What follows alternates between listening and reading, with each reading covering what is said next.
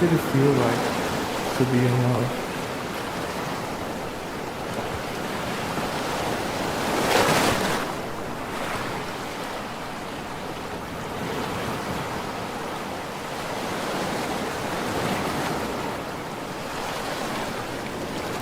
What is the most painful part of being in love?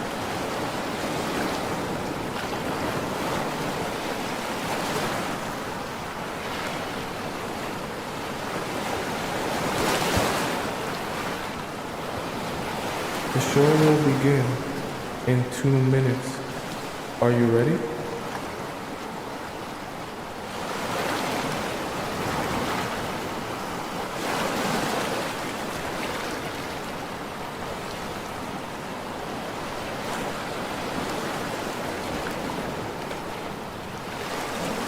Are you ready to be transformed?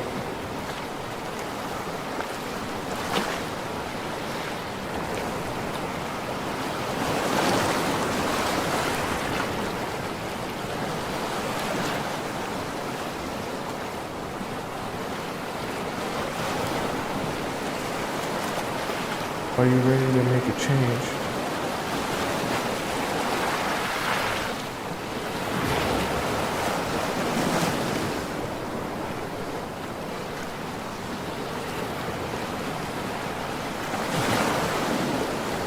The show will begin in 1 minute. I hope you're ready.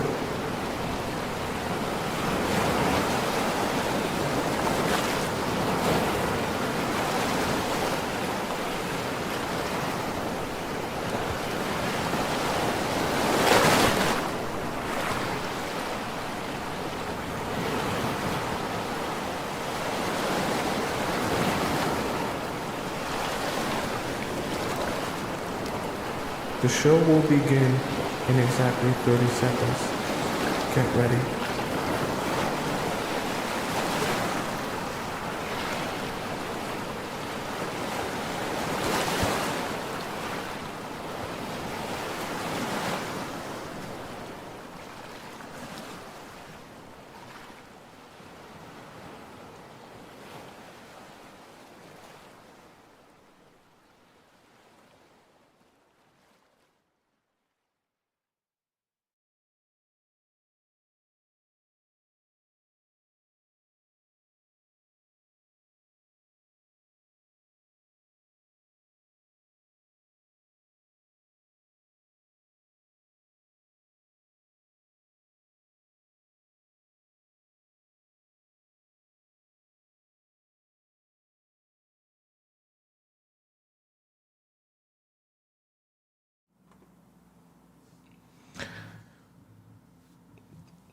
Well, let me do this the right way.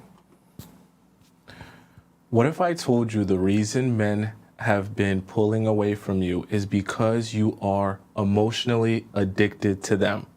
What if I also told you that if you just knew the right strategies and adjustments, you could not only stop them from pulling away from you, but you could get them to chase you instead? If that sounds impossible to you, don't worry. On today's show, we'll be discussing how to avoid becoming emotionally addicted to men.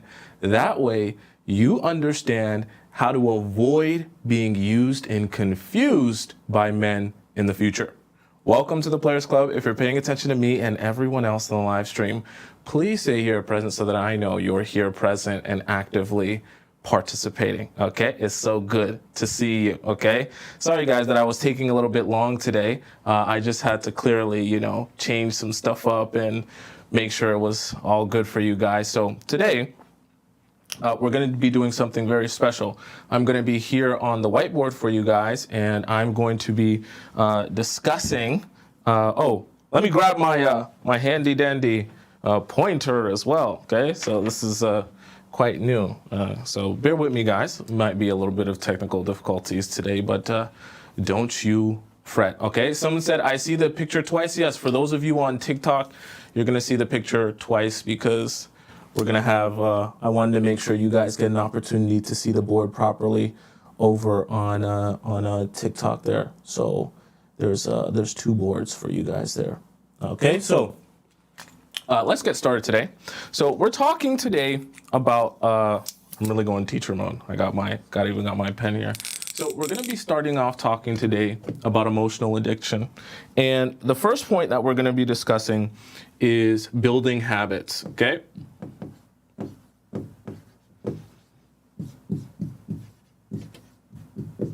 Okay, so this is really important. It's really important to understand how to build good habits. Can you guys see this writing? It should be legible, okay? Let me try and make this a little bit smaller for you guys. The chat's a little bit smaller so you guys have more room to see what's going on here, okay? Make these chats a little bit smaller. There we go.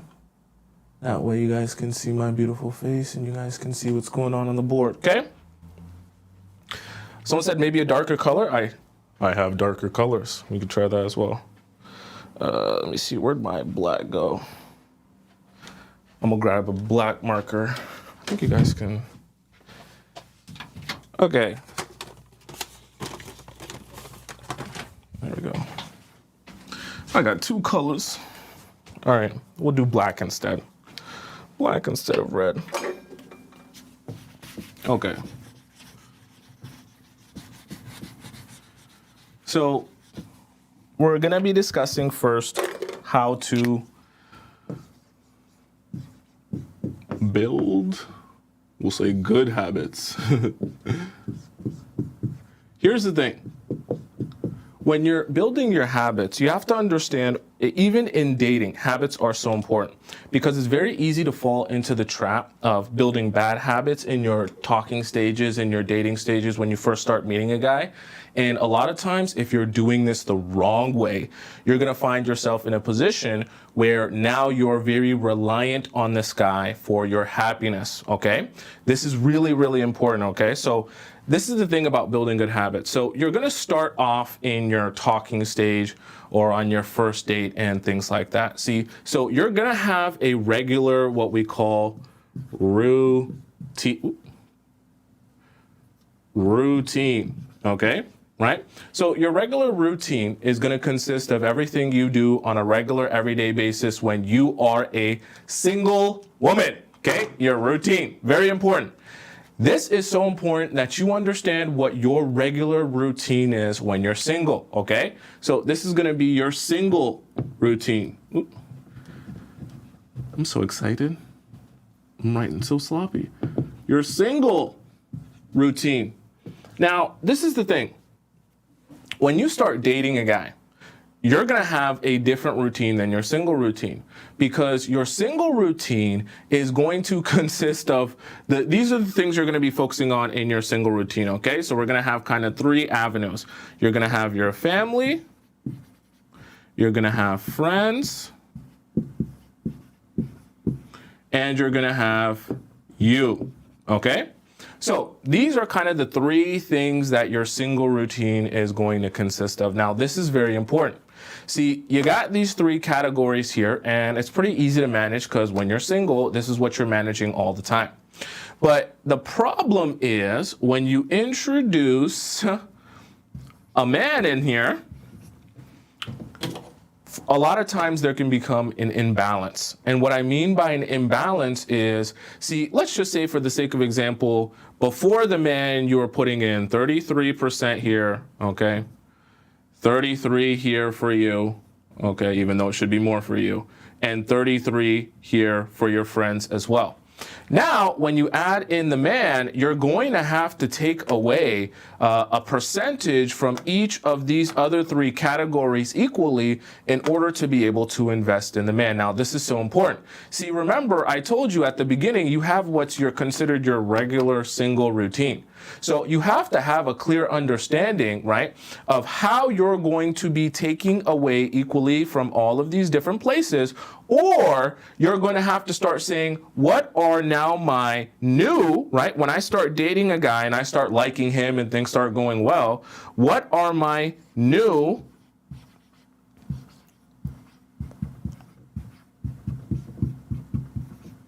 priorities, okay? This is important to understand, right? Because your new priorities are going to consist of, okay? So we have here, that's the old you before you start dating. And your new priorities are going to consist of, we'll just put a whole bunch here, right? What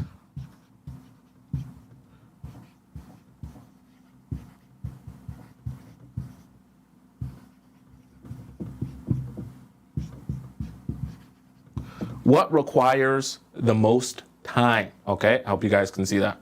So your new priorities are going to be what requires your most time, right? Because now that you have a couple of things, you have 4 things at the very least here to take care of, you have to start getting good with prioritizing time, because your man's going to need your time, your friends are going to need your time, of course you need your time, you're supposed to, and your family needs your time as well. So here's the thing, if you get into the habit of every time you start dating a man, all of your time goes into said man, whether it's been 1 weekend dating, talking to him, 2 weeks in talking to him, you're building bad habits, okay? You're building bad habits, like Steve Lacy would say, okay? You're building bad habits because now you're psychologically and subconsciously telling yourself that every time a man comes into my life, he will take up all of my time, energy, and focus. So I'm gonna drastically decrease this you, right? I'm gonna drastically decrease me. Me might be 10% now, okay? I'm gonna drastically decrease friends. Friends might be 0% now. And I'm gonna drastically reduce family. Fam might be 5% now, okay? So now I essentially have 75% for the man, and I have 5% left for fam, 0% left for friends, and 10% left for myself. Okay, so that would be, actually that'd be 85, sorry. Okay, so I have 85% for my man, 10% for me, and 5% for my fam. Nothing for my friends, because they don't matter when I get into a relationship. But this is a problem. See, now you've spun a web where this is a very bad habit to build. And this is a very bad habit to become accustomed to, because your routine has changed so much. Anytime you get a man, this man becomes your sole priority, okay? Now you have so much less time left for yourself. You have so much less, you have no time left for your friends, okay? Because let's be real, your friends take the biggest back seat when you start having a relationship. And then you have less than, even 10% left for your family. So these people, right? Think about this, right? These people, your fam, and your platonic friends, I'm not talking about friends that you used to date, your platonic friends and your fam, these are people that really, really love you and really, really want the best for you and are here for you no matter what. Unfortunately, even though you're giving 85% of your time and energy to this man, he might end up leaving you, walking away from you, being disrespectful towards you. For whatever reason, the relationship just might not work out. And so you've now given 85% of your time and energy to someone who isn't even going to be with you a couple months down the road. So this is very important, because you need to understand that it can become very, very easy to build bad habits. If you're not prioritizing your time, taking your time seriously, and understanding that even though I like said man that I'm dating, it becomes very easy when I like said man to fall into the trap of giving him 85% of my time and energy and not giving myself or the other people that really care about me any of my time and energy, right? And so essentially your new priority solely just becomes your man. But this is the thing, the good habits that you want to build is you want to make sure that as you build with this man, you still keep what's important to you. So of this percentage, because remember, this routine is going to consist of what is essentially, let me see if I can fit this anywhere, 100% of your time and energy. That's what the routine is going to consist of. And so you can only split that for 100%. And so if you only have 100%, anytime you're taking away, right, to get more energy in somewhere else, you have to take away from other places. So now you have to make sure that you're prioritizing your time. And sometimes, and this is what you have to understand, sometimes when you're dating a man, you're going to have to prioritize different things at different times. So sometimes your man might be the priority. at that period of time. But there might be some days or weeks in which you need to take the priority, right? You need the 85%. There might be some days in which your friends need 50%. There might be some days in which your family needs 100%, okay? But understanding how to manage priorities is building good habits. Getting into the habit of giving all your time and energy into your man is always going to be a mistake, because that's the simplest way to depend on your man for happiness. You can't be depending on your man for happiness. Everything we talk about as it relates to attraction and desire and how men are going to be chasing after you or pulling away from you is going to be affected by the amount that you're putting into him. Because as you're putting into him, as you're investing more into him, you're becoming more attracted to him. You want this to work out more, so you begin pushing more. And as you begin pushing more, those men begin pulling away from you because they're like, this is a little bit much, right? And then you get into this vicious snowball effect where where guys in your life are pulling away from you, and then you start chasing after those men. So we don't want that for you, all right? Very, very important to understand how to build good priorities. Does that make sense to all of you beautiful, beautiful souls in the chat so far, okay? We got lots to discuss here today. Got to build good priorities. Can't be start dating a man and then all of a sudden, he's everything that your life consists of. I gotta get a better eraser. That's garbage. That's garbage. Anyways, so number one is to build good priorities. All right. Now,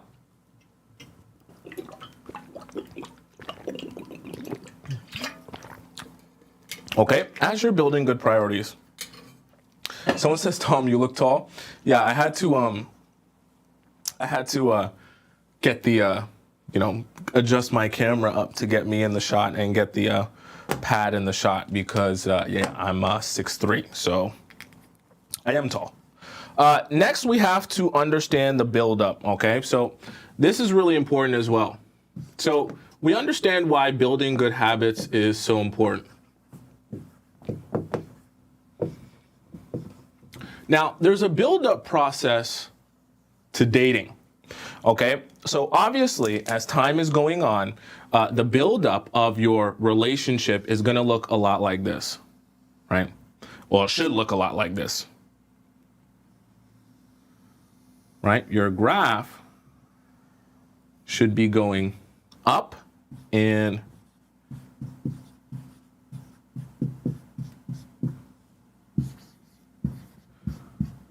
so as time is going on in your relationship, right, as the days are going, your intensity should be building day after day after day after day after day after day, right? And so that's the type of buildup you want in your relationship. But here's the thing. As you're building up, see, you're going to be strategic about understanding how to give, but also manage your time, okay? So here's the thing. See, as the days are going on, your intensity overall in the relationship is increasing. But also, as the days are going on, your investment is also increasing, okay? Now, this is where you have to be able to manage your investment, okay? You cannot spend, as these days are going on, you cannot get into the habit of making your graph look like this, where from day one, your investment's starting up here, and then it only goes up and up and up and up and up and up and up, right?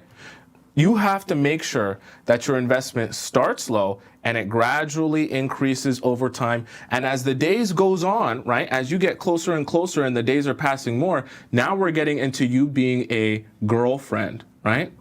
And this is when you drastically start to increase your investment to the point where you might be seeing him 4 or 5 times a week, right? Spending a lot of your time and energy on this man.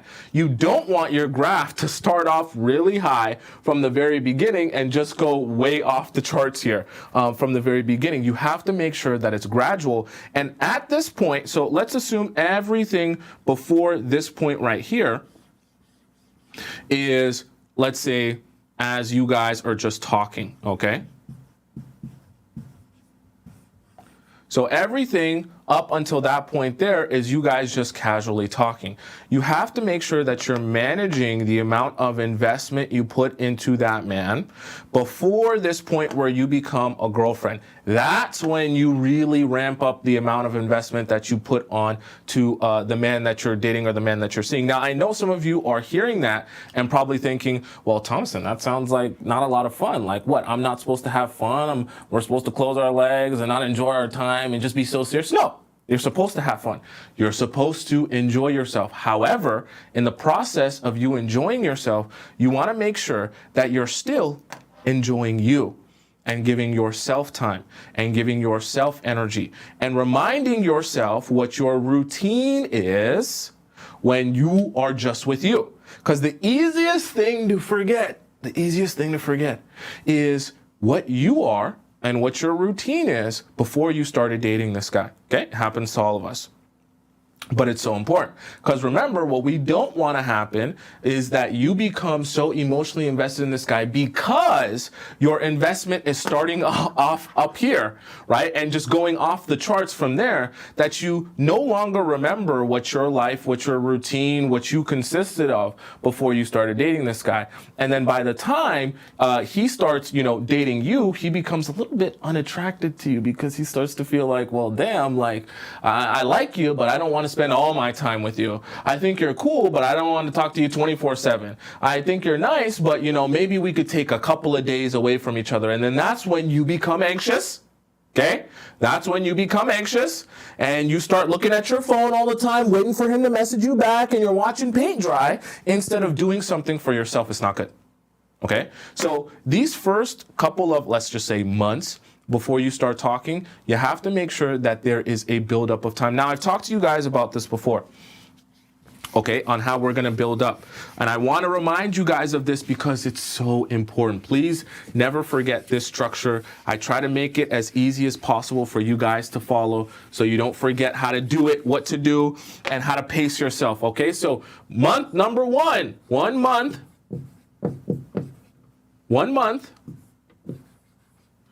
equals 1 date, okay? 2 months equals 2 dates. And 3 months, of course, equals 3 dates. Now, what am I referring to when I say 1 month equals 1 date, 2 months equals 2 dates, 3 months equals 3 dates? What I'm referring to is the amount of dates you want to limit yourself to per week. Okay? And why this is so important for the buildup. All right? So actually, you know what? We're just going to go right into number 3, which is going to be to talk to you all about, we're going to call this stop pooping time. Okay? How to set limits, okay? This is so important. Paying attention. Stop pooping time. All right. You have to be able to set limits. Now, this guideline that I'm going to give you is meant to help make it easy for you to set limits so that when you're dating a guy, you always have time for yourself, and the time that you have for yourself is relative to how far you are along in the dating process, okay? Because we don't want your life and your dating life to look like a Disney princess movie, because the Disney princess movie is only an hour and a half long. So they got to make the prince fall in love with the princess in 5 minutes, or else the movie is going to be way too long. We don't want your life to look like that. Your life can't be like that. You can't fall in love in 5 minutes. That's just not how human beings actually work. Your life is years, not a couple of hours. So it's very important that you understand how to set limits so that the amount that you've dated this guy is relative to the amount that you're investing in this guy. Remember, we talked about this earlier. We don't want your chart looking crazy, starting off with heavy investment from the very beginning and skyrocketing, okay? We wanted a gradual increase over the course of time. So these limits are essentially going to be a guideline for you to be able to follow so that you never have to get confused as to what is okay for that amount of time and that amount of investment and what is too far. Okay, I'm going to keep it very simple. So month number 1, you're going on 1 date per week for 2 hours maximum, not including your travel time, meaning not including the amount of time it takes for you to get dressed, put on your pants, put on your shirt, put on your bodysuit, wear your makeup, and go out the door and drive there. Okay, even if it takes you an hour to drive, even if it takes you 2 hours to drive, even if he drives you, it doesn't matter. We're not talking about the transportation time. Only the amount of time you're sitting at the table in front of him having a conversation with him. Okay, nothing else. Now on month number 2, you're going on 2 dates per week maximum. Okay, meaning anything more than 2 dates per week, you say no. Why is that? Because I know you're saying, but Thompson, what if I like him after 2 months? What if I'm having a lot of fun? No!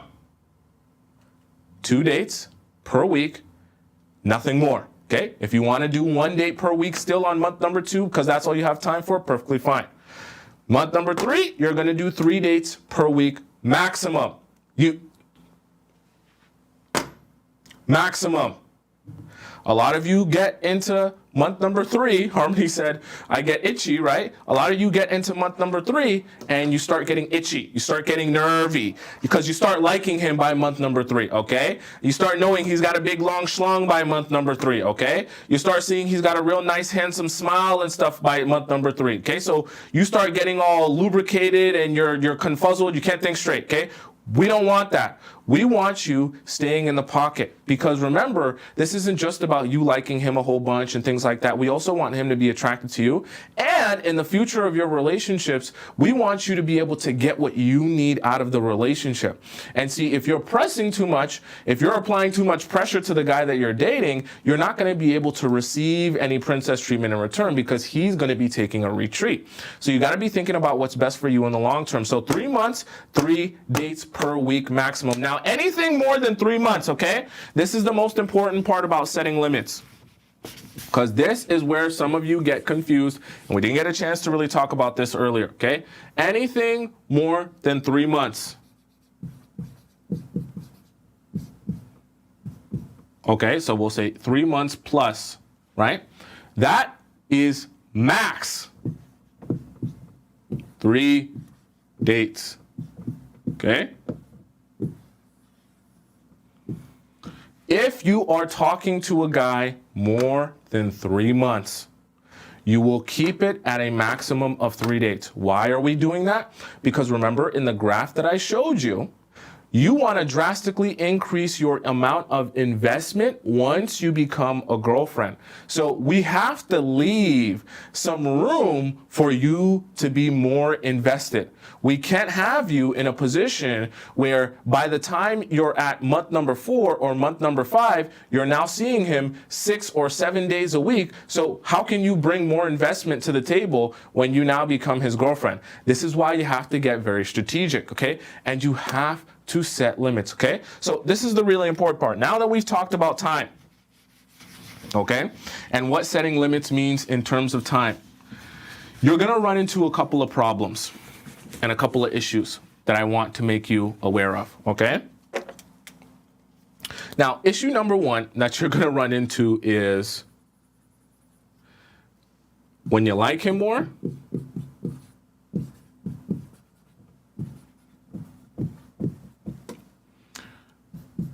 you want him more. Okay? There's nothing wrong with this. This is natural.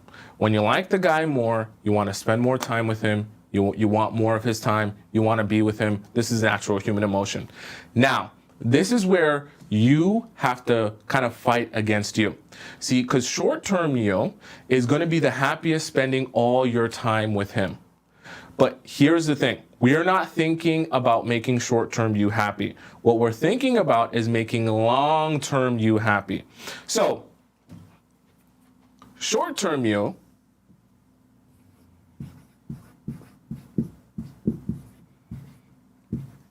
what short-term you wants is to spend every day together.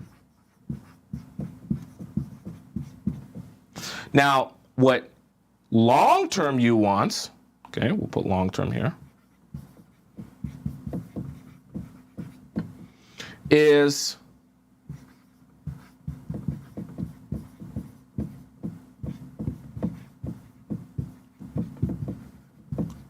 princess treatment, okay? So you've got long-term you and we've got short-term you. So short-term you is only going to be thinking about your happiness as it exists right now in the second. And when you really start liking a guy, you're going to want to spend every day with him. This is where you have to be able to identify this is short-term happiness. Okay? Short-term happiness is spending every day with the guy you just met. That feels good, but what's going to end up happening, this is going to end up happening to you. You're going to be happy spending every day with him at the first little bit. Then what's going to happen over the course of time as you spend every day with him, you guys are going to become agitated with each other a little bit. It's going to become a little bit less fun seeing him every day. You guys are going to pick fights with each other. And all of a sudden, that magic that existed, that you felt in your stomach spending every single day with him, is going to start dwindling and dwindling and dwindling and dwindling. So instead of the intensity increasing over the course of time and days like I gave you in the graph, the intensity of your relationship is going to take the inverse, where it starts off really, really high and then it falls off of a cliff after a while. Okay, so we don't want that. We want your intensity to be increasing. So remember, every time you have this emotion, okay, so as you're setting limits, you're not just setting limits for him, but you're setting limits for yourself. So every time you're thinking to yourself, oh man, but Tomisin's rule about the 1 month, one week, but he's asking me and he wants to see me and I want to spend time with him and I want to hang out and I want to do stuff, and I would love to hang out with him and I am free this week, so why can't I just hang out with him if I'm free this week and I just want, no. Realize it's natural for as you like him more, you're going to want him more. But understand that if you give in to that temptation and you don't set limits, you're going to give in to short-term happiness. You're going to see him every day. When you give in to short-term happiness and you see him every day, your graph's going to go like this and it's going to fall off a cliff 3 months from now. We don't want you in any more 3-month situationships, okay? That's why we're here. That's why we're talking in the Players Club, okay? We want you to be in a position where you can start, let me make sure that I'm in the right place here. Okay? We want you to put you in a position where you can start being in relationships that last for a long time, okay? Not for just 3 months, all right? So we want to make sure that you're pacing yourself and you're setting limits, because your long-term happiness is your princess treatment, okay? Your long-term happiness is being in a relationship where you don't have to beg this guy to treat you right. Your long-term happiness is being in a relationship where you don't have to ask your man out on dates in order to see him, where you don't have to beg him for his time or constantly call him and text him and ask him why he's not calling or texting you back and why he's always busy. We don't want that for you, because long term, you'll be very unhappy with a situation like that. And we want to put you in a position where you can be happy, where you can feel good. So you have to be able to set limits. I gave you guys the guidelines, but understand, even within those guidelines, you're going to find yourself in a position where sometimes you're going to want to not abide by those guidelines, because you're going to make excuses, or you're going to say, I really like this guy. I really want to talk to this guy. I really want to spend more than this amount of time with this guy because I just feel like he's perfect. Understand. You're always going to feel like every guy that you're dating is perfect. That's always going to happen. Every time you start dating a guy and you like him more, you're going to feel like, oh my God, this is the guy I've been looking for my entire life, and I'm so ready to date him. I'm so ready to have babies with him. I'm so ready to marry. You're always going to feel like that. It's a lie. It's a lie. Okay? Now, I'm not saying that every guy you date is not the guy you're looking for, but you have to give yourself time to build up to that. You can't put yourself in a position where you make the mistake of convincing yourself that, hey, these rules don't apply to me because we love each other so much and we want to be with each other. Because here's the thing as well that I want you to take note of, is that even the guys will convince you that spending every day with him is great. But the thing about it is, even when you do that, you're not going to see the results that you think you're going to see by spending every day with him. Okay, so let's go on to our next point. All right. We talked about setting limits, and we talked about the build-up. okay, and building and good habits. Well, first, does that all make sense to you guys so far? And why that's so important? While I take a drink of water here, okay? Are you guys following along with the whiteboard here?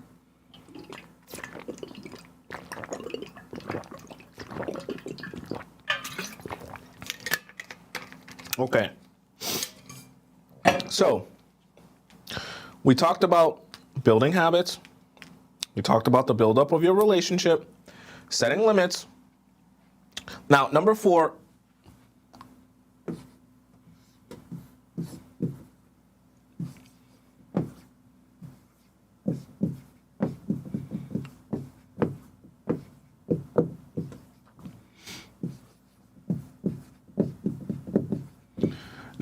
we have what's going to be your relationship routine.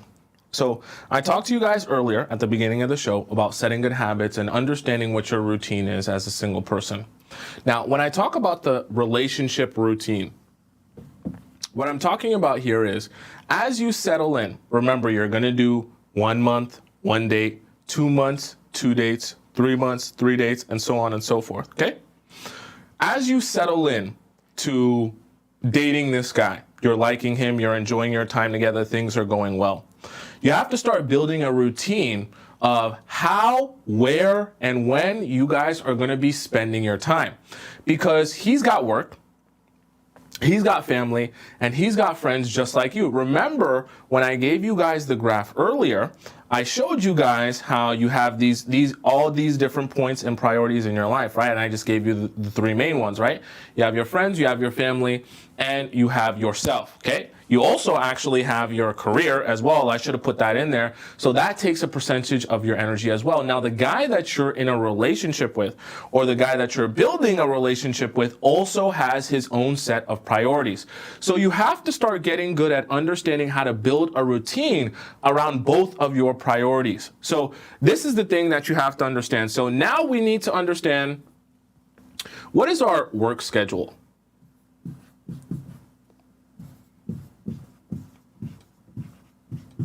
Okay, what is our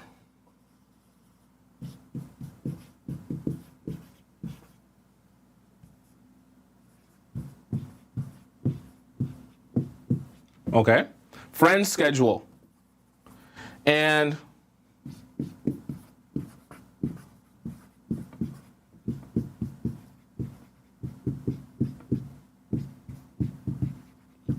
now, the reason I put these here, and I'll even add here as well. Okay, your career. Now, this is so important, and you need to understand this. Your work schedule, your friend schedule, your family time, and your career. These are all important points to not only understand about yourself, but understand how they fit within his own life. Because now, around all of this, you're going to build your relationship routine. Meaning, when are you guys going to be spending your time together? Are you guys best, based on these schedules, are you best spending your time on Mondays and Wednesdays? Or do you guys like doing weekends? Is it every other weekend? Is it Sundays? What is your days? What is your times? What works for both of you in a way where you can manage your time together but not go overboard? Now this, okay. This is so important about a relationship routine. See, what's going to happen is, as you're trying to work around these, and as you like this guy more, you're going to allow your hangout time, because all of this, right, this routine, right, is all going to go around, all of this is going to go around hangout time. Now, it's easiest for you to allow hangout time to bleed into any one of these. And when you start letting it bleed into one of these, you're going to start letting it bleed into 2 of these, into 3 of these, until finally it's bleeding into all parts of your life. We don't want that to happen. See, what you need to do in order to prevent yourself from being in a situation where you're dating a guy and then now that you're dating him, you go on a date with him. So I'll give you an example of why not building a routine can end up being a mistake. Because when you don't build a routine around the scheduled time that you're going to hang out with him, right? The scheduled hangout time, what you're going to do is you're going to be able to fall victim to your emotions, right? Instead of having your routine set before you even get a chance to ask yourself, should I stay longer? So let me give you an example, a little story time, so you can understand what I mean by that. So an example of how this can be a drastic mistake and this can fall apart easily. Let's say you go out on what's essentially like your, 10th date with a guy. You've been dating him for 3 months now. Now you guys have been dating regularly and you're getting more comfortable with him. So now when you guys go out for a picnic on this Sunday, you guys decide to go back to his house after because you guys are chill now and it's not so much pressure and you feel more comfortable with him. So you go back to his place, right? Now this is your hangout time.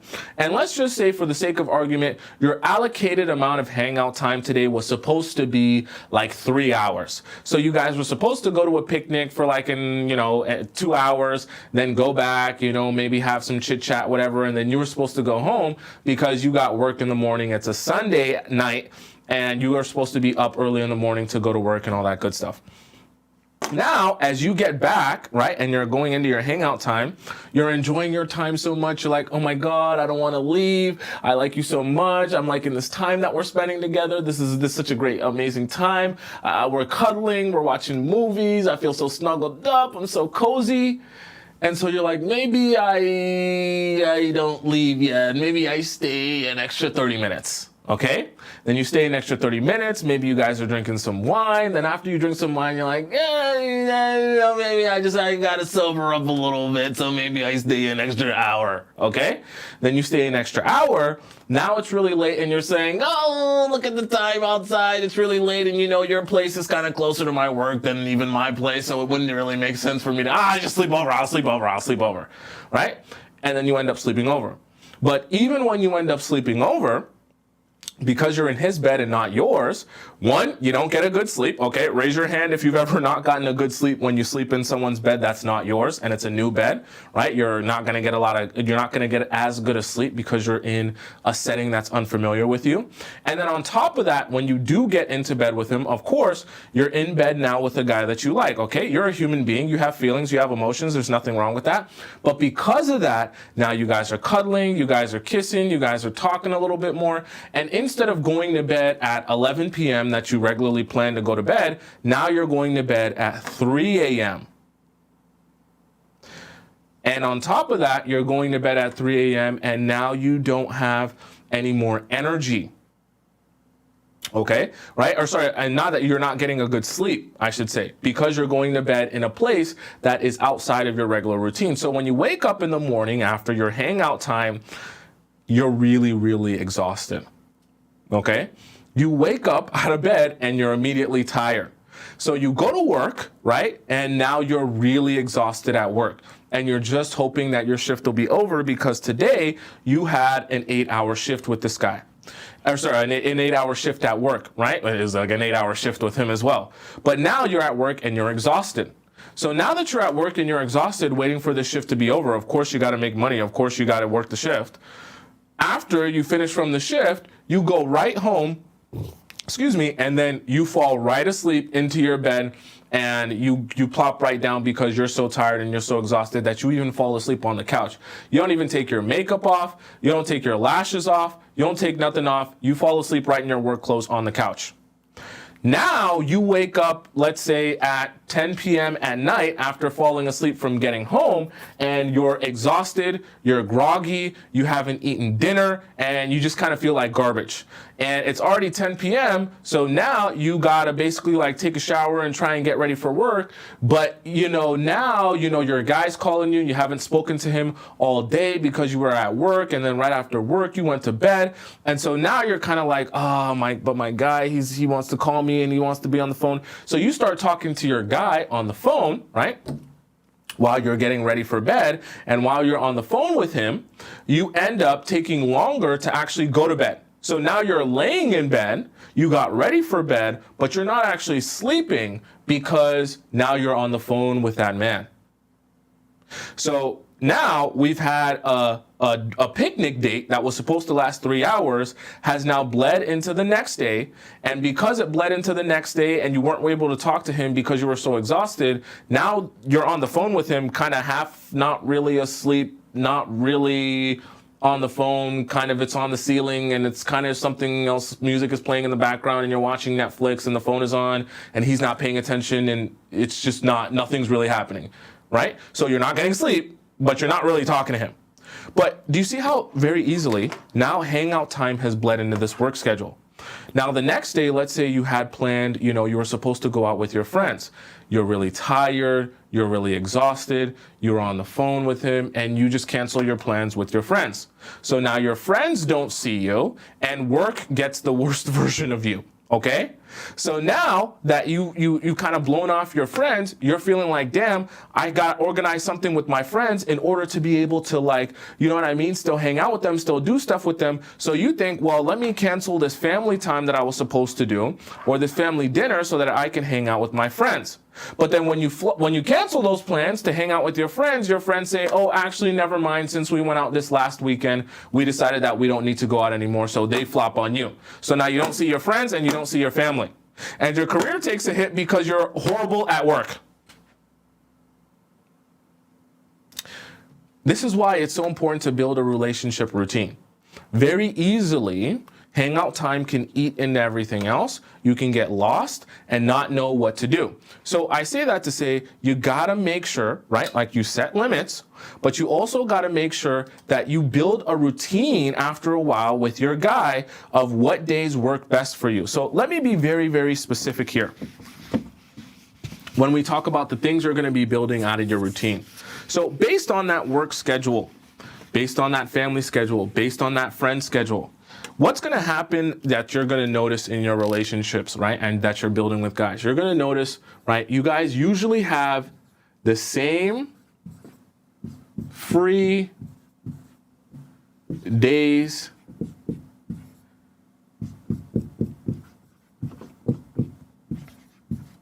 okay? What's going to happen is in each individual schedule, for the most part, okay, this isn't going to be an everyday type of thing, but for the most part in your routine, each person is going to have essentially what is their same free days every week. So someone who works a regular 9 to 5 is mostly going to be free in the afternoons and then free on Saturday and Sunday. Someone that maybe works night shifts is going to be mostly free in the mornings up until the afternoons, and then maybe they get weekends off or maybe they don't. Someone who's maybe a cop might get 4 days on, 4 days off, whatever it may be, and they have their regular routine.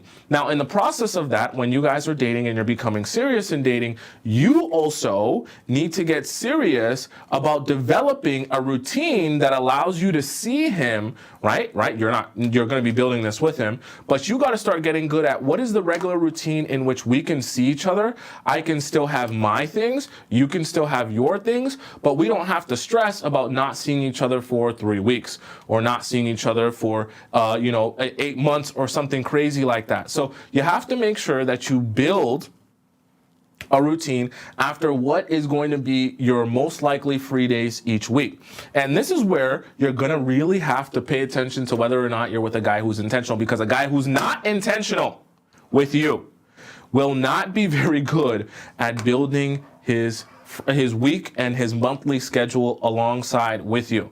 Okay? Because if you're not building a relationship routine, you're going to go through a lot of confusion, right? Because you're not going to know when you're going to see him, you're going to become anxious, and things aren't going to go well.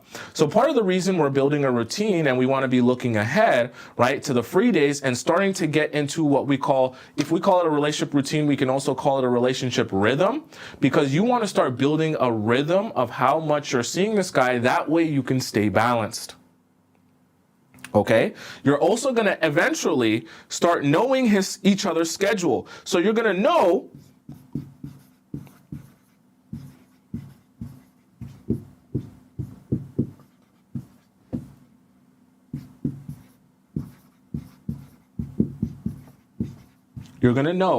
what times, I should say, are the most available. This is also important Because as you become more aware of the person that you're dating, what times are the most available with them, you will be more sane, okay? More stable, understanding that as you're dating this guy, you know when he's available during the day, when he's going to be the most busy during the day, when he's got something he really needs to focus on, or when he might have different types of projects, okay? So I say that to say all of this is very important information for you to understand that you can build a routine around the guy that you're dating and with the guy that you're dating. Because when you understand what times he's usually going to be the most busy at work, now you know I shouldn't expect a text from you at any point at that time. In fact, I should even make it easier for you to not feel the need to text me during that time, and I should go do something for myself. And the more you know about his schedule and about his most available times, now you can do yourself a favor, because remember, today's show is about not becoming emotionally addicted to men. Now you can do yourself a favor and decrease your anxiety when you're dating men, and not be wondering, oh my God, he didn't text me today. What's going on? Does he not like me? Is he not interested in me? Does he not want me anymore? Okay, so very important, okay? You need to start, as you're dating guys, you need to start getting a routine with them, but also understand the guys that you're dating, understand their routine. Start understanding what his free days are. That way, the days that he's not free, you're not so anxious. Understand even during the day what his most available times are. Understand his actual schedule, right? Don't just ask him, oh, are you busy today or not? And then leave it there for him to just say, I'm busy. Actually start getting into the habit of, as you date guys, understand and ask them, hey, what do you actually do in a day? Okay? You're a banker, but like, what does your job actually consist of? On a day-to-day basis, on an hourly basis. Okay, you're a banker. You work at Bank of America, or you work at TD. You work at Chase Bank. If your guy works at Chase Bank, I don't know. He might be a scammer. You work at the bank. So what are you doing? Oh, in the morning I get there, and you know, it's not really that busy in the morning, so we're usually just sitting down having like a little meeting. I'm organizing the checkbooks and balancing the whatevers. And during the afternoon, that's usually when people are coming in from work, and people are coming all over the place. So coming all over the place, don't ignore that, okay? People are coming in. People need things. People are really confused. You got a lot of people dropping stuff off. I'm got an account money. We have meetings and stuff like that. So around 2:30 to like 4:30 is the most busiest part of the day.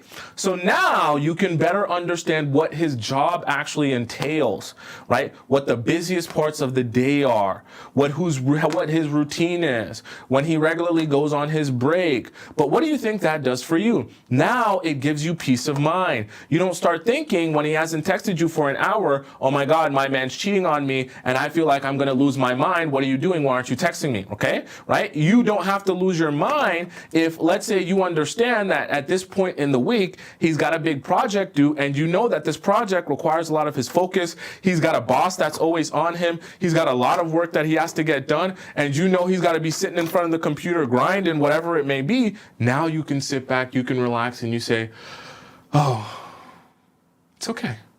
I'm good. I'm fine. I understand. He probably still likes me and wants to speak to me, but right now his focus is on whatever his focus is on.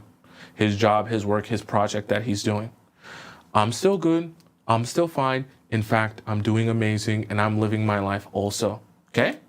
The reason I'm seeing this and I'm bringing this up to you to help you understand how to avoid being emotionally addicted to men is because when you get into the habit of stressing yourself out about a guy and what he's doing at every point in the day, you're going to lose your mind, and he's going to be him either talking to you or not talking to you is literally going to be the difference between you having happiness and you feeling like garbage. Okay?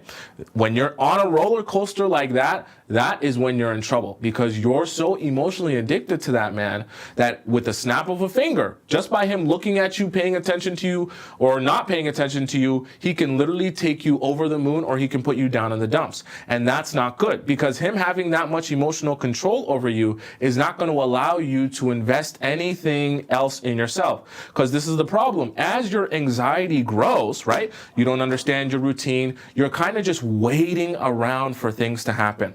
And that's the worst thing you can do. When you're waiting around for things to happen, unsure of what's coming next or why he's not talking to you, and your anxiety bubbles and bubbles and bubbles and bubbles, now it becomes harder to focus on anything for yourself, anything for your family, anything for your friends, right? All the stuff that I talked about at the beginning. And as that becomes more difficult to focus on because you're in such an anxiety state, not knowing what to think or what he's up to, now you're investing even more time and energy into him. And even when you're not with him, you still aren't able to invest that time and energy back into you. Okay, so you have to understand how to build a routine and understand what his free days are, what his unfree days are, and what his schedule actually looks like and consists of throughout the day. Does that make sense to you guys so far? Okay.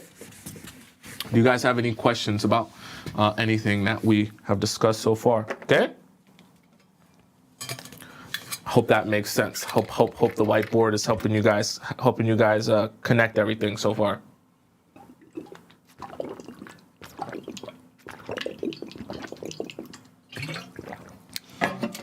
I think some people are surprised at how tall I am. You guys think I was short? You guys thought I was a shorty? That's funny. Okay, so we talked about the relationship routine. Now, this is one of the most important parts here. And this is actually really funny to me, okay?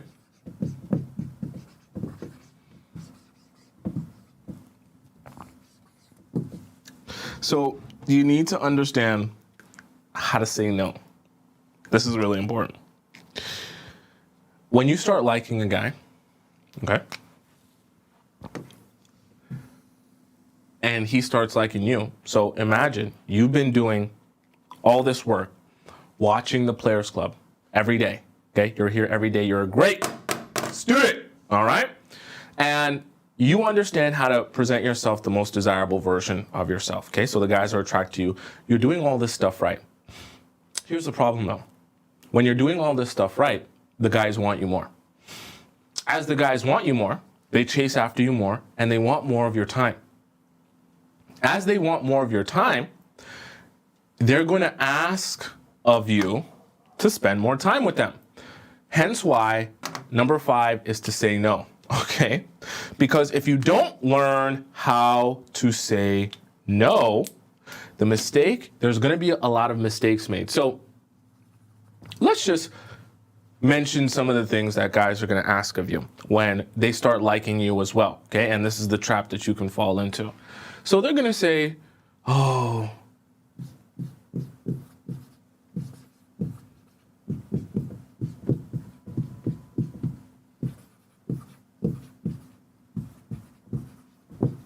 they're going to say, oh, you don't text me enough.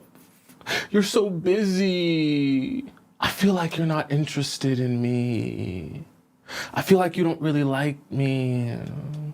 I feel like you're not really invested in me because you're not really texting that much. You're not really on your phone. You're always busy. You would prove to me that you were actually serious about this relationship if you were less busy. No! It's a trap. Don't do it, okay? Don't do it.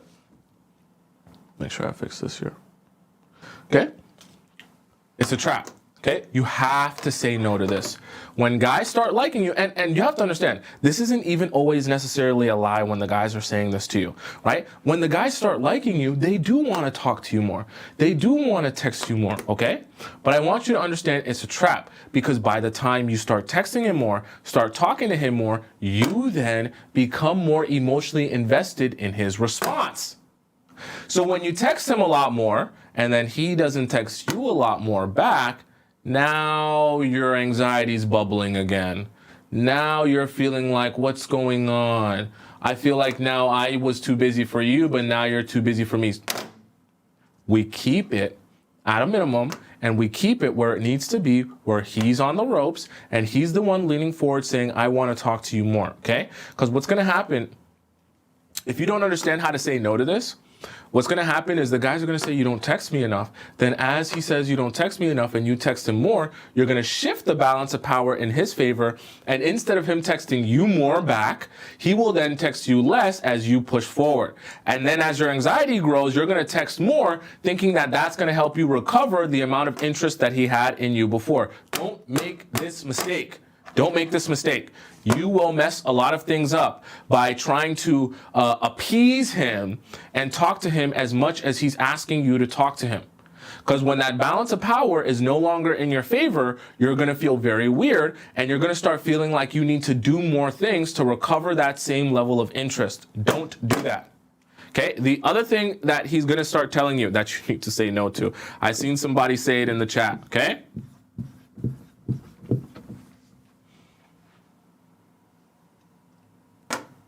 You gotta say no to the sleepovers.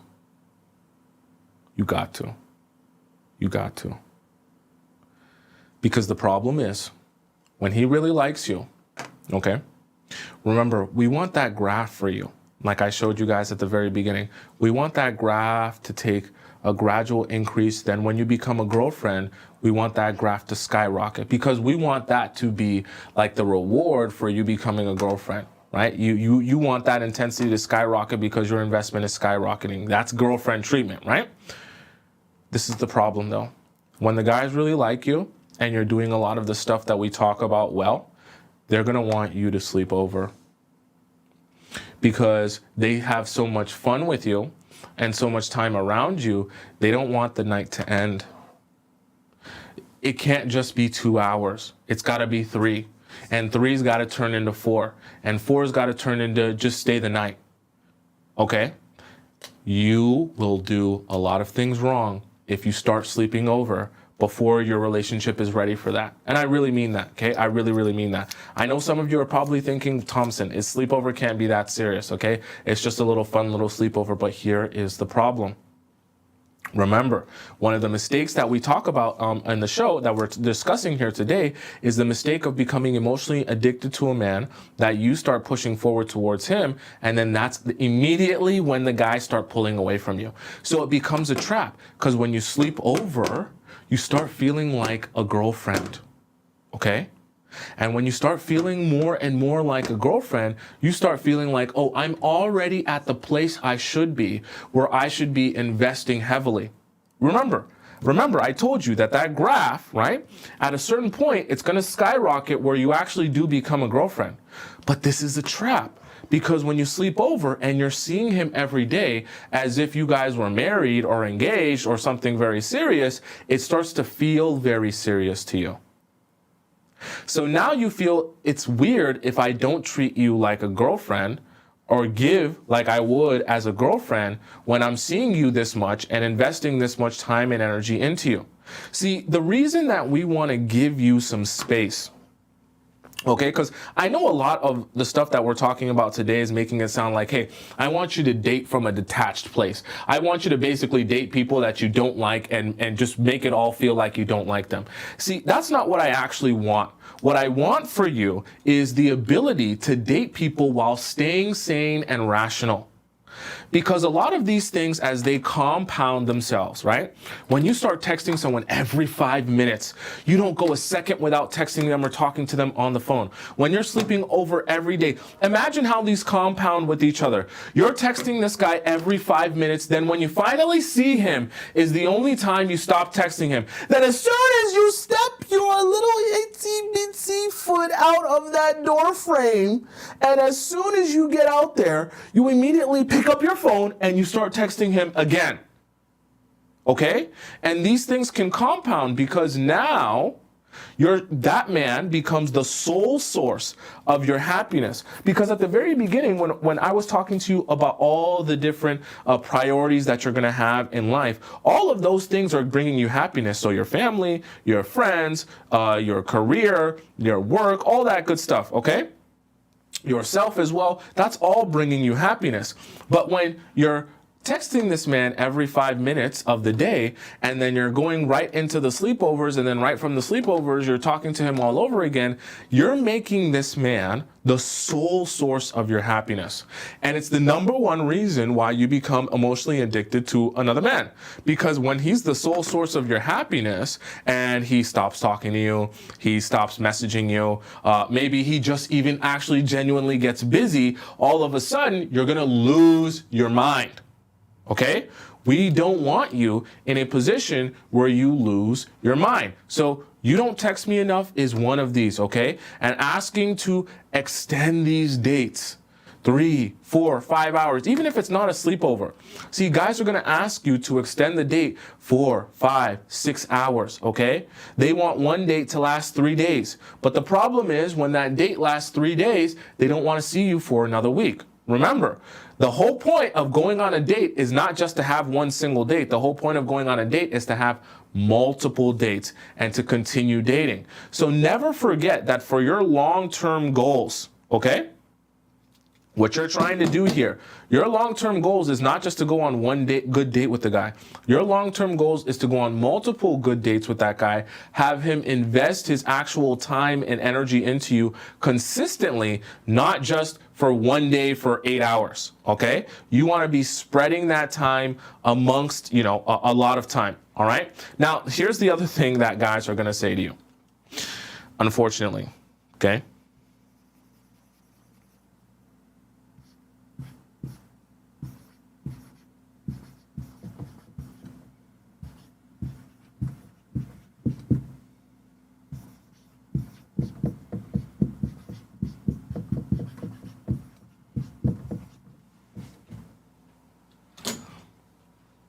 You never want to get intimate, okay? This is the problem here. See, this is a guilt trip.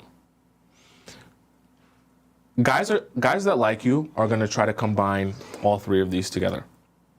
Because when they like you, when a guy likes you, the number one thing that he wants to do is, if he's frustrated with liking you so much and feeling like he's pushing forward, he's going to try to restore the balance of power.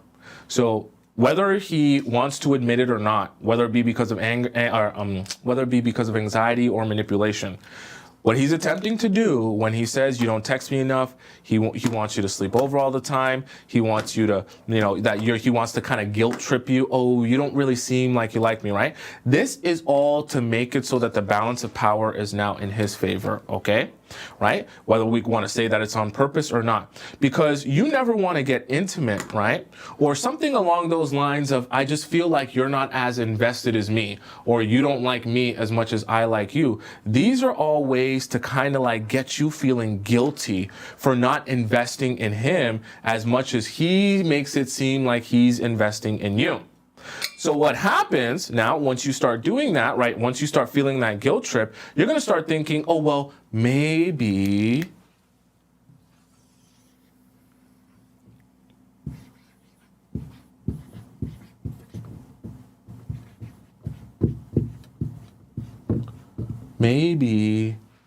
I need to prove myself, okay?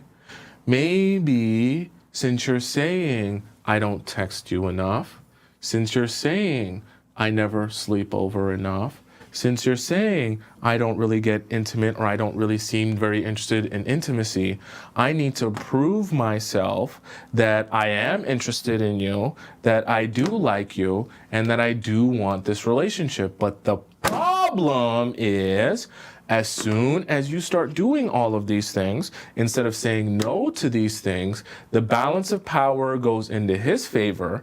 And then you start thinking to yourself, well, now you're pulling away from me. I started messaging you more. Now you message me less. I started sleeping over all the time. Now you don't even want to go out on a date with me or ask me out on a date anymore. I started being intimate with you as much as you wanted because you made it seem like I wasn't interested in you. But now that I've invested so much more of my energy into you, you've now taken away your own energy investment into me. But remember, you're the woman. So you're not meant to be pursuing. In fact, when you are pursuing a guy, that's a clear sign that he's losing interest in you while you're begging for his interest and you're begging for his time and attention. And then you begin snowballing where you start thinking to yourself, well, I have to recover how much interest that he once had in me.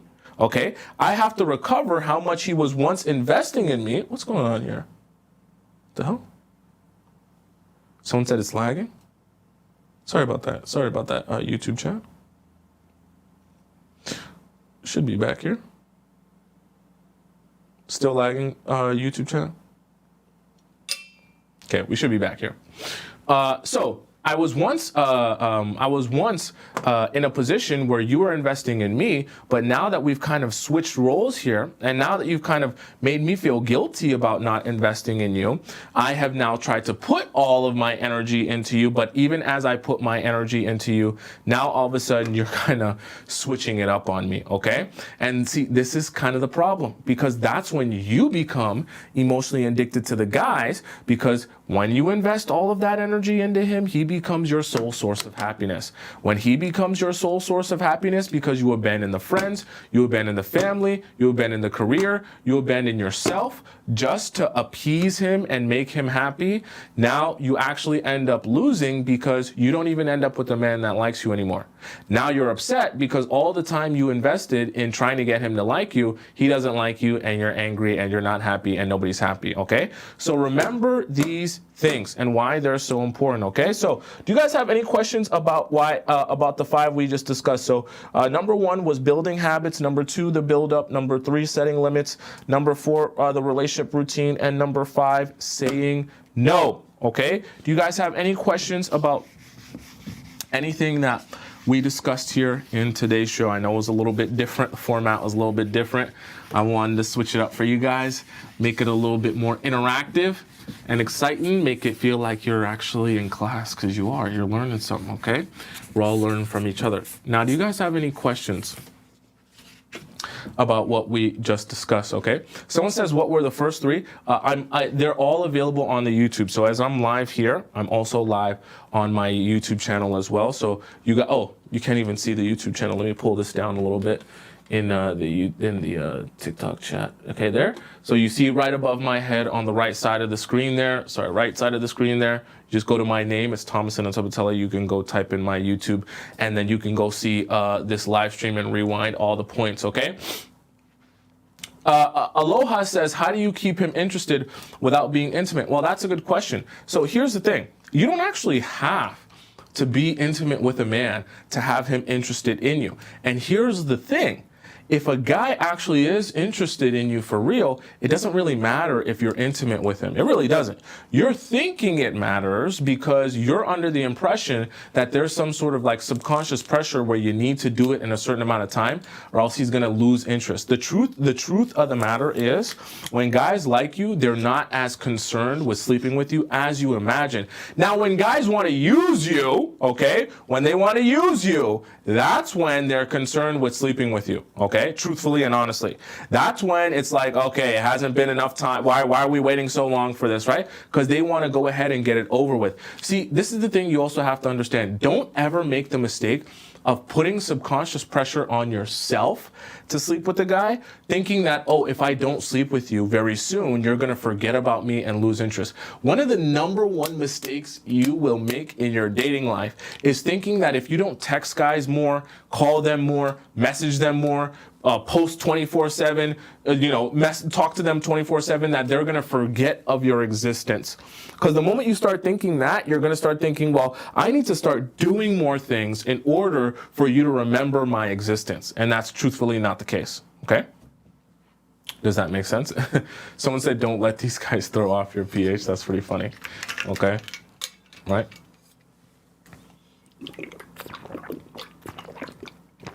Someone says, how does this apply to sporadic dating? You shouldn't be sporadically dating people.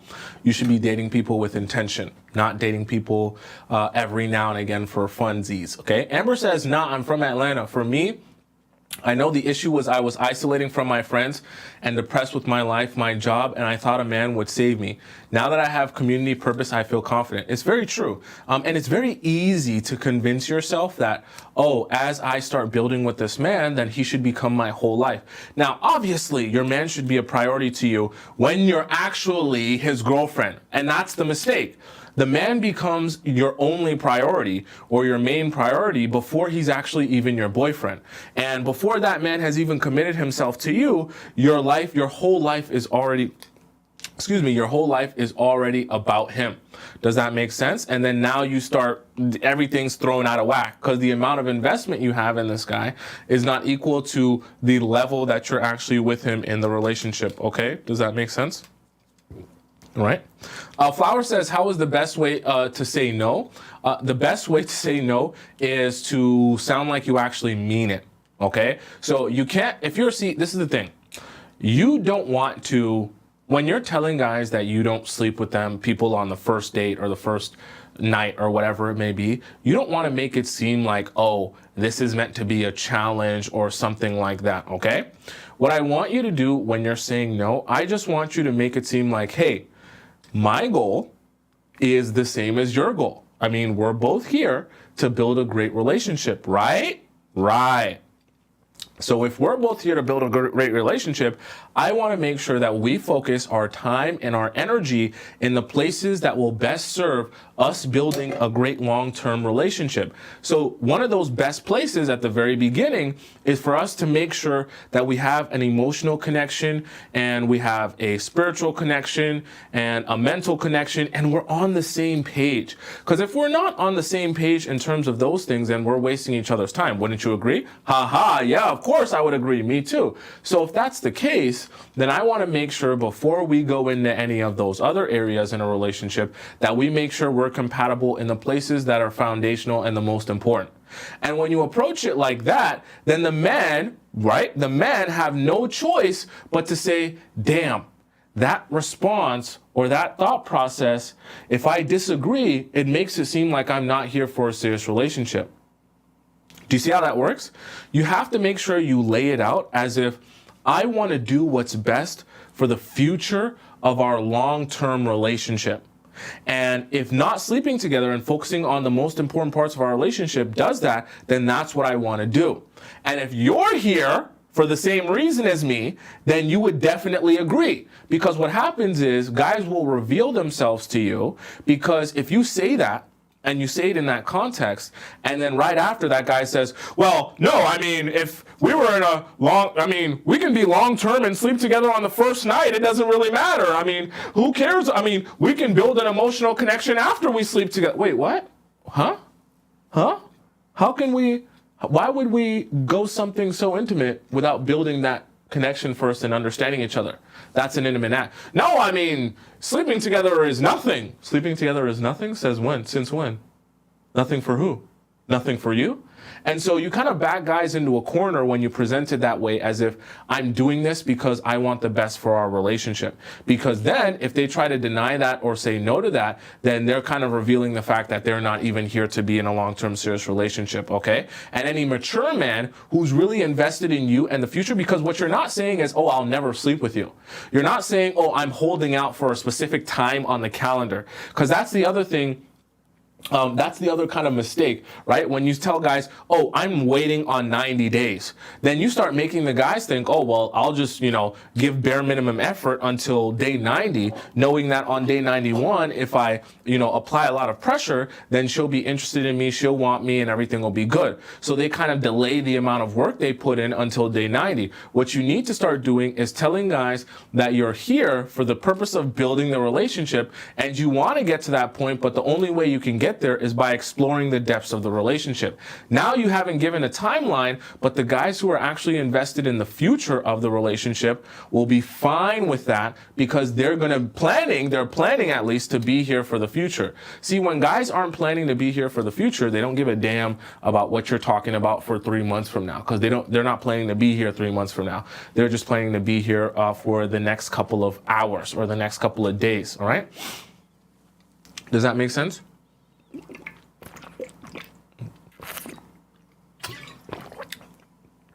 Someone says, today he said he don't want to be in a relationship anymore, but he really loves me and misses me. Okay, so you throw him in the garbage.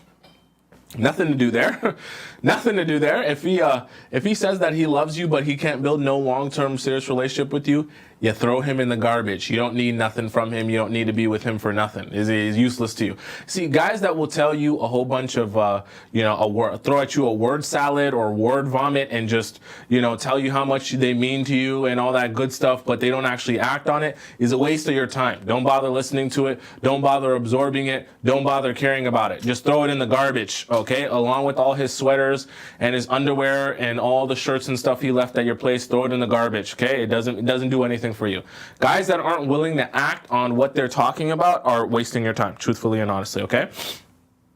Roke says, what are you, 6'6"? No, I'm 6'3". 6'3", guys, like an honest, like real, like no cap, 6'3", like no cap. If I stood beside an NBA player, I'm 6'3" for real. Like no cap there. All right, chat. So let's hop into our next segment of the day. All right, our next segment of the day is going to be our reaction segment. I'm going to put some of this stuff away so that we can all be together, snuggled up, and I will join you on the other side. Don't you guys worry. I'm going to play you guys a little transition clip while I make this all nice and neat for you guys, and you guys can continue talking in the chat. I'm only going to be a minute. Going to move the couch bag and everything so that we're all good here, all right? Give me a second. I'll be right back.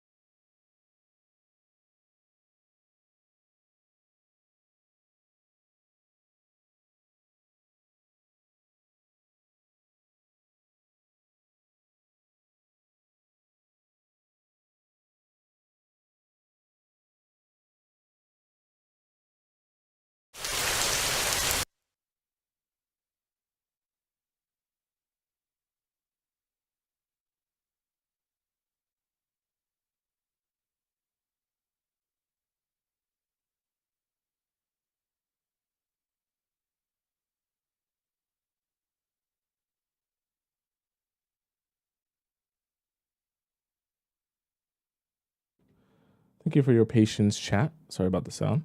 And I seen you guys were saying that you could hear me. So don't worry. We're going to hop right into it and start reacting to some of the, what is this? Oh, never mind. That's something that I saved.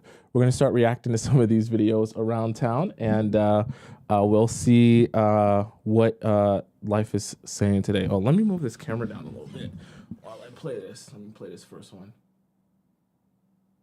If someone is amazing when you're together, but when you're apart, you're completely devastated and it's like you don't exist, I hate to break it to you, but you're dating somebody emotionally unavailable. And the only reason you feel so amazing when you're with them is because you feel like they're choosing you. He is great when we're physically together, which isn't much, but apart, it's like I don't exist. Yeah, the reason it's so great when you're together is because your nervous system is like, oh my God, I'm safe. They chose me. And because you never know when you're going to see them again and you don't see them very often, all you're seeing this is, yay, I got picked, I'm safe. When the reality is this person's not actually investing with you, because if they were, then you wouldn't feel so dysregulated all the other time. Always feeling constantly dysregulated and always feeling like you're not enough and always feeling like there's something missing. That's because when you're with them, your body is saying, yay, they chose me. And then when you're not, your body literally feels like it's going to die because it doesn't feel safe without them. So if this is your experience, we have to start to realize you are attaching to this person. You are not connecting with them. Because when you connect with somebody, it's consistent, it's reciprocal, it's not a high and a low. You don't have to analyze text and play FBI because you don't communicate with this person and you never know what they're thinking.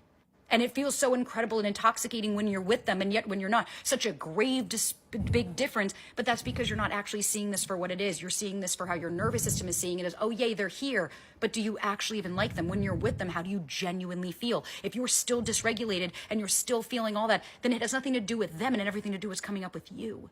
We have to stop romanticizing this bullshit. This is not, oh my God, they're so amazing when I'm with them. It's like, no, it just sounds like you're not actually seeing them for who they are and you're projecting on them what you'd like them to be just because they're there.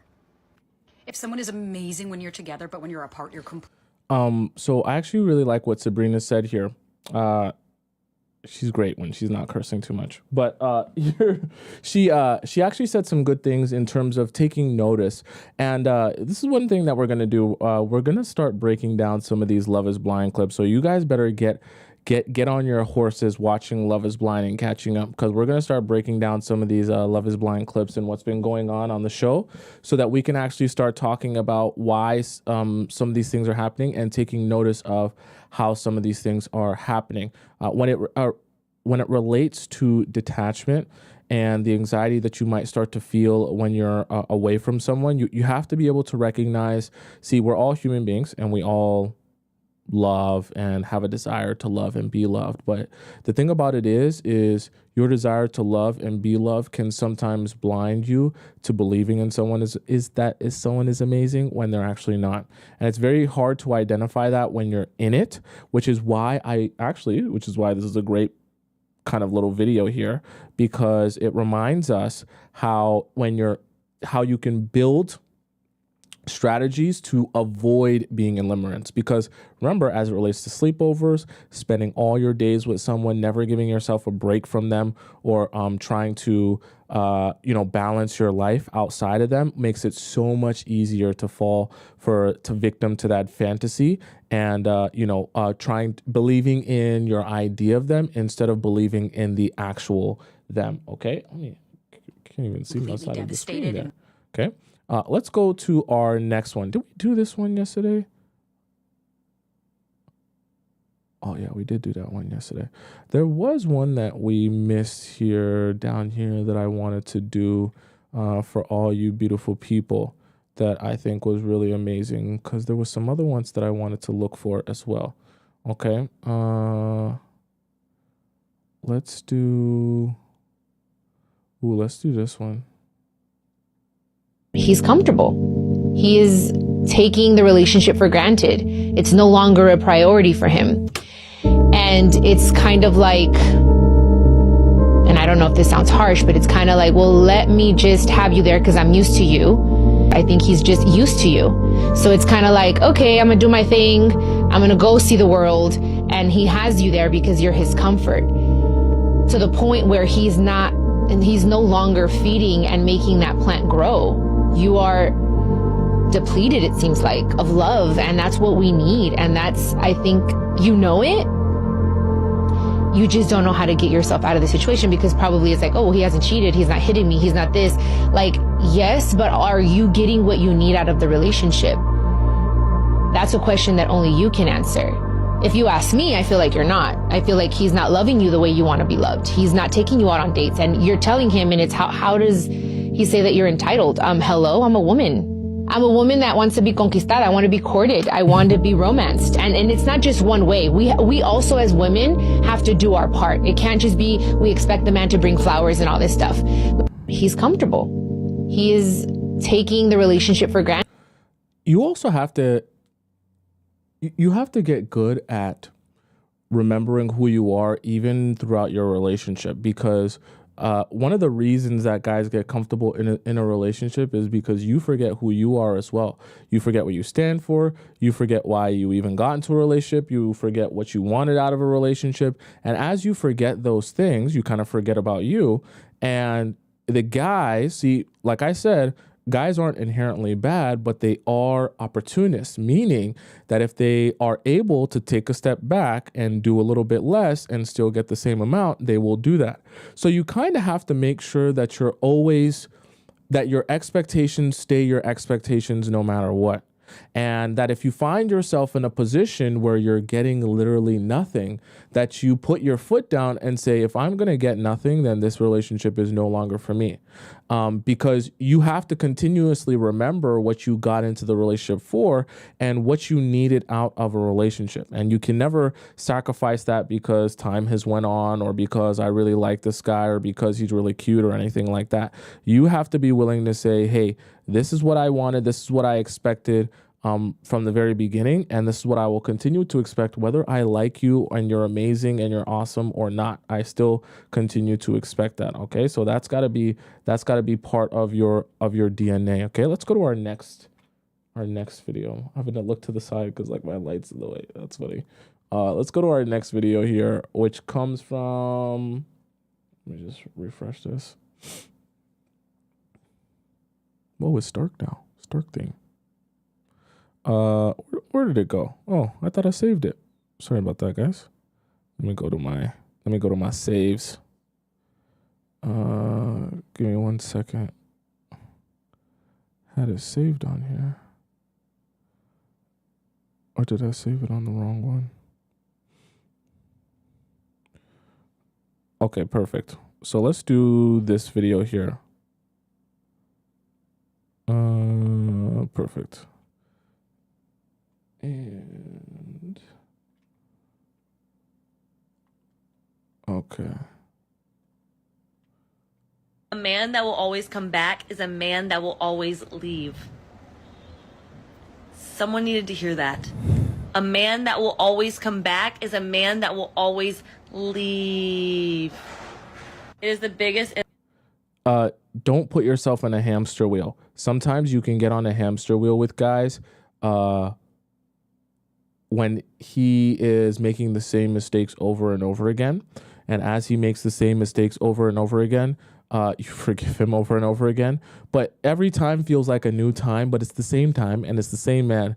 Notice patterns very, very quickly, because patterns usually don't change with people, even over time, as much as you might want them to. And it's recognizing patterns. It will save you a lot of time, energy, and heartache, because they keep leaving for the same reason, and then they come back and they apologize the same way, and you're on a hamster wheel. That doesn't do you any good. Okay, just because he's sorry about it, that still doesn't make it any less of a waste of your time, you know.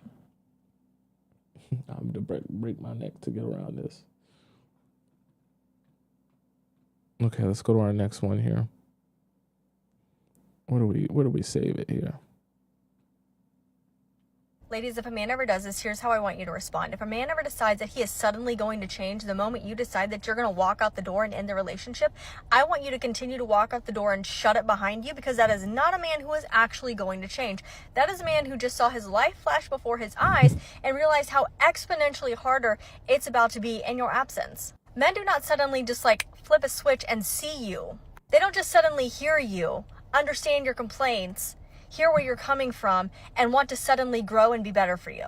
That doesn't happen overnight, and it doesn't happen when you come to them and finally decide that you're going to end things because you have been trying for X amount of time to get him to hear you and see you and take your issues seriously and change for the better. It should never take getting to the point of you leaving the relationship for him to actually care. Because if that's what it takes, you don't want to stay in that relationship.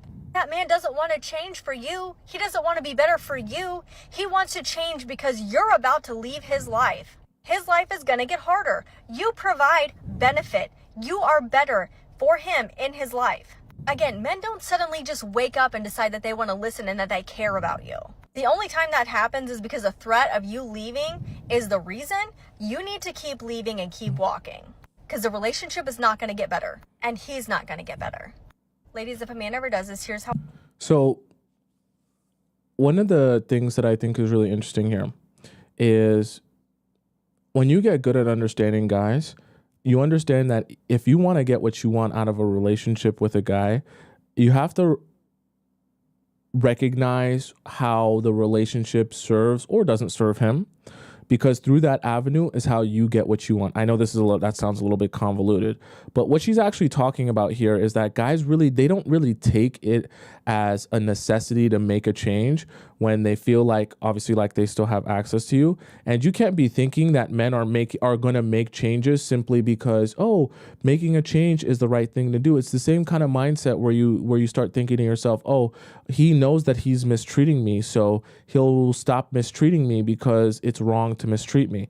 Not really. He'll stop mistreating you if you put your foot down and he realizes that he's not going to get an opportunity with you again. But if he sees that he can continue getting an opportunity with you, continue getting access to you, and continue mistreating you, he will take that opportunity and he will continue doing so. So you kind of have to get good at understanding, if you want to communicate to men seriousness and that they need to make a change, you have to help men come to that realization. And like we always say in the Players Club, men only understand indifference. They don't understand the difference between love and hate. They just take it as all the same thing. So when you show them hate and you scream and you yell and you scratch their tires and you bleach their clothes, they just think that you still love them. Okay. But when you actually stop caring or you withdraw yourself, that's when they actually get worried. All right. If you want to know how high value men look at marriage, this analogy is going to blow your mind. So basically in the past week, I've been around a ton of eligible bachelors, essentially the epitome of a high value man. And they basically likened marriage / the way that men see relationships as a boxing match. Within a boxing match, there's 12 rounds and each round is 3 minutes. So 3 minutes of fighting. Between every single round, you have 60 seconds of rest. And your coach is like encouraging you, motivating you, wiping the blood off your face. Such men, what they deem a good, successful relationship marriage, when they've done their rounds of fighting and then they go to have their period of rest, they can find that in the relationship or the woman that they're with. Aside from the supportive care, what they're really looking for is a woman that's going to encourage them, that's going to motivate them and give them tips on how to win the match. And that's not through physical labor. That's something I really want to stress. But that's through the smart, the intelligence that she brings to the match. The gems in this brunch was so good that I'm literally gonna have to keep 95% of them to myself and my private WhatsApp chat. If you're a serious babe looking for a high value man and you can't offer a place of rest for him, you can't help him to win the match, I think it's possibly time to lower your standards. And I don't often say that, but if you want to know how high value men look at marriage, this analogy is... She's right. Can't argue with that. She's right. Now here's the thing, though. See, being that being that for a high value man is great. Sorry, being that for a high value man is great. But the problem is, if getting the high value man is different from maintaining your relationship with the high value man, because getting the high value man is not about doing the absolute most for him, that you now start doing backflips and front flips to get him to notice you, because that's what all the other women are doing. Getting the high value man is about strategically putting yourself in a position where you are something to be obtained, and you have to kind of represent the same amount of value and pursuing and consistency, blood, sweat, and tears that he would have to put into like his career and his life.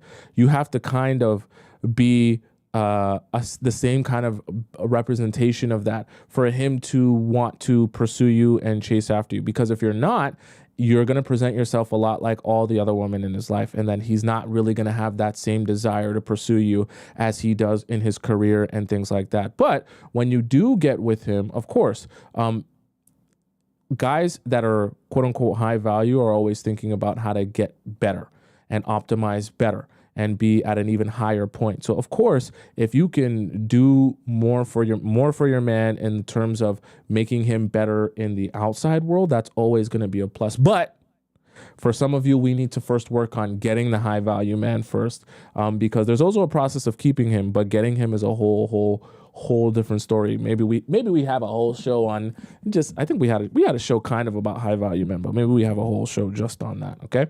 Let's go on to our next one. Women like this infuriate me. They are not your friends. You were a placeholder for them.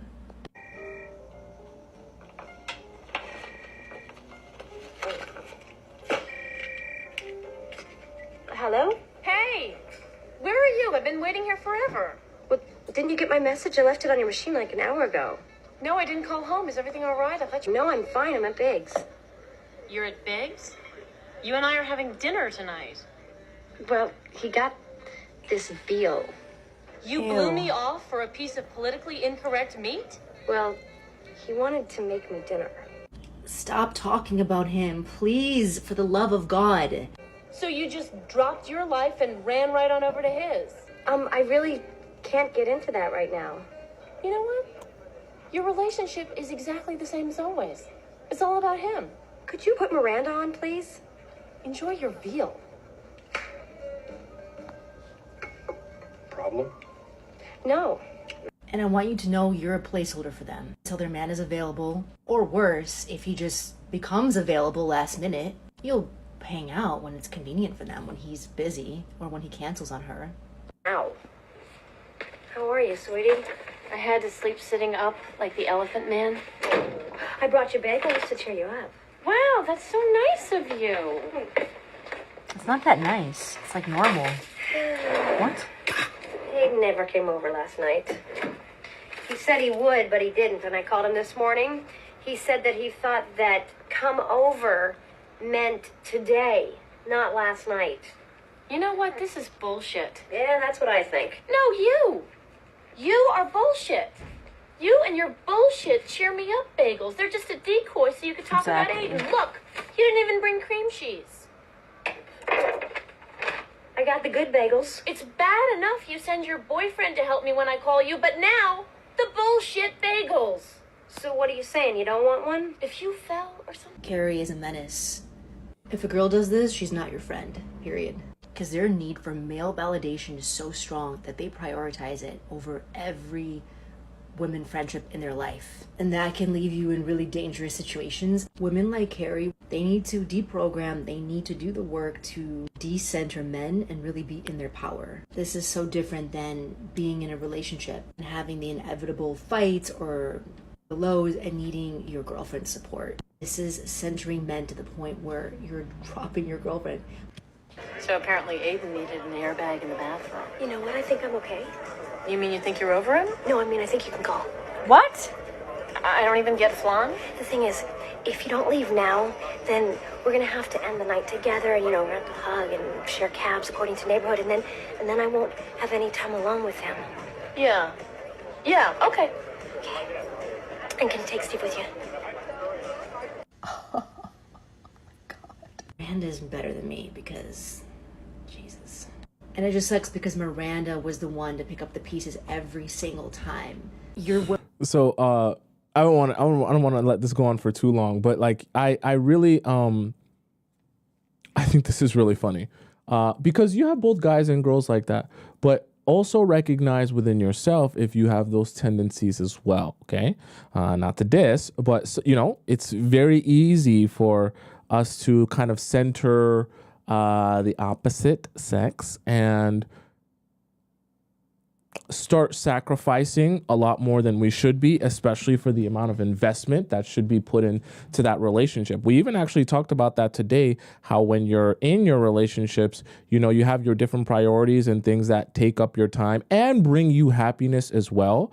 When you get into that habit of meeting a guy and the first thing you want to do is overly invest in him, and you want to take all of your energy and take it away from the friends and the family and the career, and you put it all into him, you will become exactly what Carrie is right now. You'll become emotionally addicted to those men, because you see how, like, I should watch that movie. Maybe is that Sex and the City? We might have to break that down, because that really is a perfect example of, you know, having men so much on the front of your mind that as soon as a man comes in your life that you like, your whole life becomes about pleasing him or being with him, right? Because then your friends start to resent you. They want to spend less time with you. And it's like a snowball effect, because as your friends want to spend less time with you, then you are forced to spend more time with your man. As you spend more time with your man, you're more focused on just him and his own happiness and being with him. And then he becomes your sole source of validation, your sole source of happiness, your sole source of everything.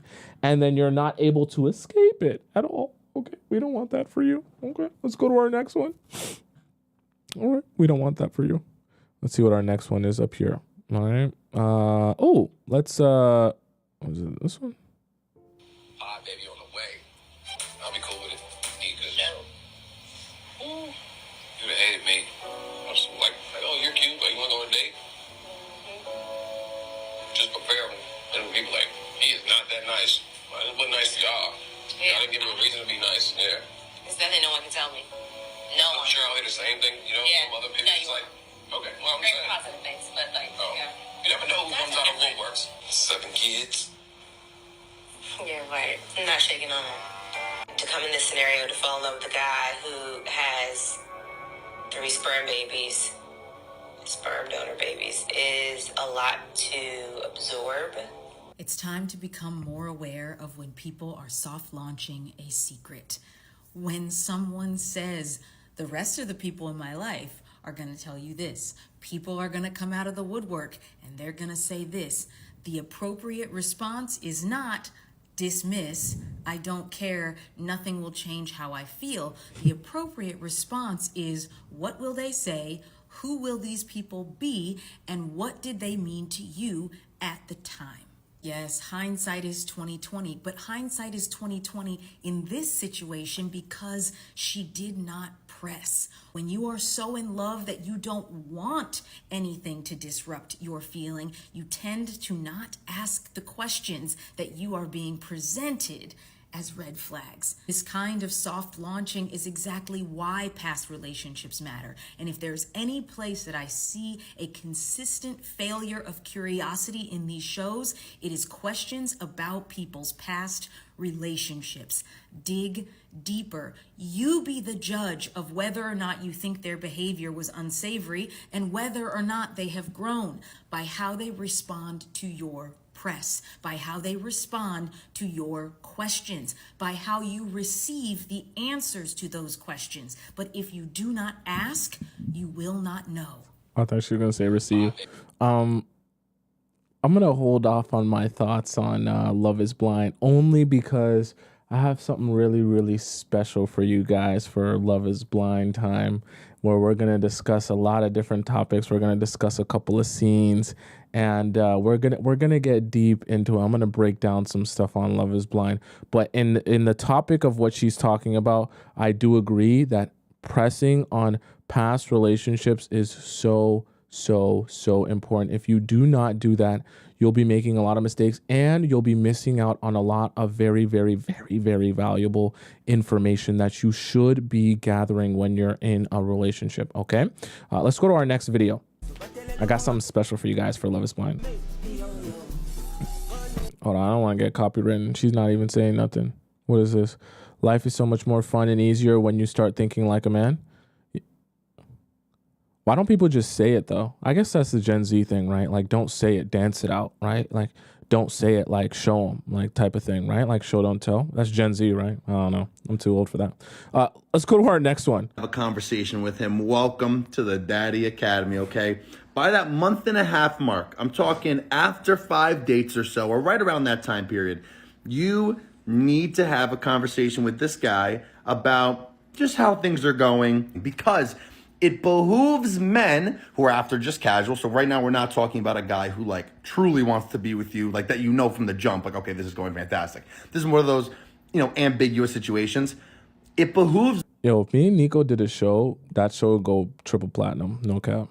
those men to not have a conversation about what are we, how are we feeling, because if nothing is spoken about, the assumption is that this is great. Let's continue to be a little casual. We could hook up. I could see you kind of what feels good for me. And that's just what the relationship will be. So by you bringing up this conversation, you are forcing him to say something. You are forcing him to respond, okay? And when he responds, trust me, because I've seen a lot of these responses from working with you ladies, it will be very obvious the guys who are serious about you and the guys that are not. It's like as clear as fucking day. When you put a guy on the spot and you make him answer that question, it will be very clear the guys who, like, let's say you say something like, oh, it's been feeling a little casual. And let's say this guy's like mortified that you feel this way. He will totally reassure you and make you feel totally like good about things and how things are going to move forward. And then he is going to act on it and make sure you don't feel that way ever again.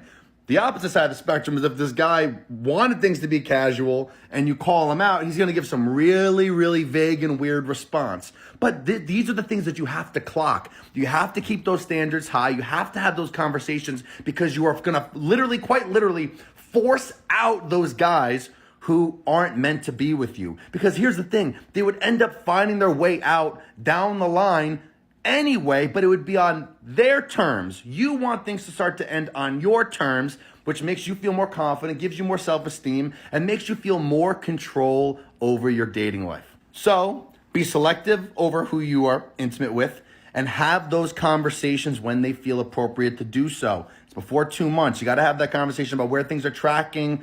Are you feeling like things are starting to be exclusive? Have that conversation. You have to bring it up because these men will not bring up the conversation. You have to do it. Take control over your dating life. Ladies, you need to have a conversation with him. Welcome to the... So, in theory, what Nico is saying is true. But here's the practical kind of implementation of it and how it actually works when you try to work it out. When you actually try to go to guys and ask them, or just, you know, I kind of ask them the question, the gist of like, you know, like, I think you're taking this really casually type of thing, whatever. You're going to have a lot of people who deny it, number one. And also guys are more prepared for that answer. Are you following what I'm saying? That's the problem, is that guys in the dating world, the ones who are smart and intelligent, they become good at, you know, avoiding answering certain types of questions that would provide clarity. And the really, really expert manipulators are really good at creating confusion that feels like an answer. So they'll actually answer you in a way that feels like, oh, I would be ready to date if it wasn't for the fact that my grandma is only having one leg right now because she's been in the hospital for so long. And because she walks on a cane, I have to walk her from, you know, home to around the block. And when I walk her around the block, it just makes me so tired. So some days I come home and I lay in my bed and I just can't text or I can't call because I'm with my grandma. And when and they'll just make this whole big thing, and you'll eventually start feeling sorry for them, and you'll forget that you were even asking them about being in a serious relationship in the first place. So my advice to you is, when you start building with guys and you start talking to guys, even better than having a conversation with them, what I want you to start doing is start asking guys and getting an understanding of how casual or serious they are in life, in their own life. I'm not talking about, oh, do you want something serious in a relationship? Do you want something serious with me? Because guys are prepared for that answer. What they're unprepared for is, how serious do you take your own life? Like, what are your goals? Where do you want to be? Are you sticking to those goals? Are you doing what you need to, what you said you wanted to be doing, and things like that? I can assure you, the guys who are taking their life serious will find it a lot easier to take their relationship serious. And I guarantee you this, The guys who are taking their life casually will take their relationships casually, okay? If a guy is taking his life casually, oh, I'm just kind of seeing where things go, seeing where the wind takes me, seeing, where I'm going to end up. I don't really have a 5-year plan for my career. I don't have a 10-year plan. I just want to see if I keep working and doing my thing, if I can just end up doing something somewhere at some time. I 100% guarantee you that same guy will do that same thing in your relationship. Casual guys will be casual in relationships. Serious guys are more likely to be serious in their relationships. Now, obviously, there are serious guys who also play games when it comes to relationships, but the casual guys in life will always be playing games. That's 100% guaranteed.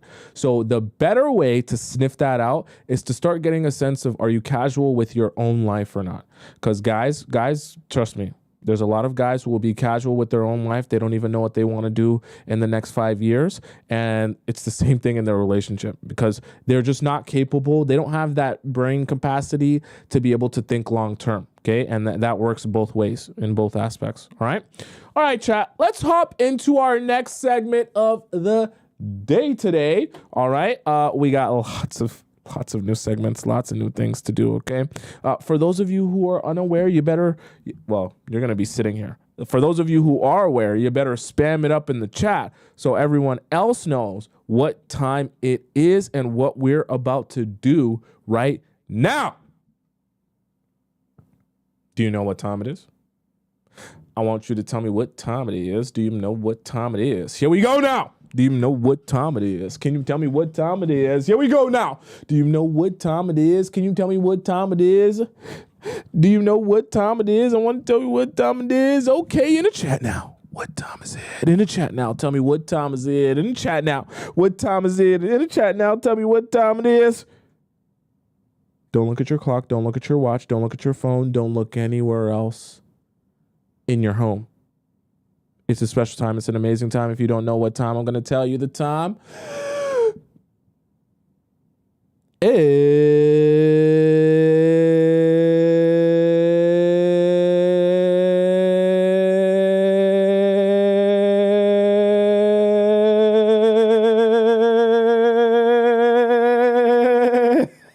It's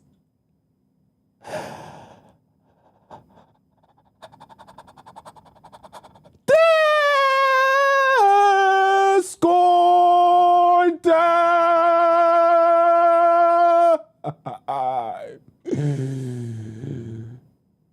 Yeah. Okay. All right, let's hop into the chat, guys. For those of you who are unaware, have no idea what Discord time it is, don't worry. I will tell you what Discord time is, and I'll explain this all to you. So, Discord time is essentially where all the amazing members of the Players Club get an opportunity to ask me a question about their relationship or their situationship, and I answer it live on the show, okay? Let me get into our Discord here. Now, there are a couple ways which you can send in your question to our Discord and I'll answer it on the show. Now, the first way is to send in your question to our free relationship advice section, and you access that simply by going into our Discord through the link in my bio on TikTok or the link in my description, and then you ask your question in our Discord and I answer it on a first come first serve basis. You can see all these highlighted questions. It will take me a couple weeks to get to your question if you put it in the premium chat today. Just FYI, that's because I have to go by first come first serve. Now, if you're too impatient to wait your turn, okay, you also have another opportunity where you can skip the line, and this is how you do it. All you got to do is go into the link in my bio on TikTok or the link in my description, click where it says premium Discord question, and you donate to the show. When you donate to the show, it's going to prompt you to put in your Discord username and the title of your question. Then when you do that, you can post in our premium section because I get a notification on my phone. I can see that's you and your question, so we keep it fair to everyone else. And then you get the opportunity to skip the line of people because I answer premium questions before I go into our regular relationship advice section. That way, you have options if you're someone that's impatient information and you don't want to wait so long, couple weeks for me to get to your question, okay? The third option to send in your question is to submit it through our private relationship question link. And it's in our Discord. It's also in those same links in my bio and in my description. You click that one, and this one doesn't get seen by anyone else. This one goes straight to me, and I send you a voice message, and I send it back to you through your email, and I respond to you on your question and give you advice on your situation. That's if you don't want it to be on the show and, you know, me talking about your business on the show. That way you all have options. All right, so let's start off here today in our premium questions, which starts with Melissa. So Melissa says, how do I decline the invitation to his place? Okay. Hey, Tomisin, I went on 3 dates with this guy, and for the next date, he invited me over to his place for dinner. We only kissed so far, but he already hinted at pineapples. I'm definitely attracted to him, but I feel it's too soon. I have very good self-control, and many times in the past where guys would invite me over to dinner at their place, I would leave without pineapples. We're both in our early 30s. Okay. The issue here is that I'm still evaluating our lifestyle interest and compatibility. Okay. Our 3 dates happen in bars only. Oh, no.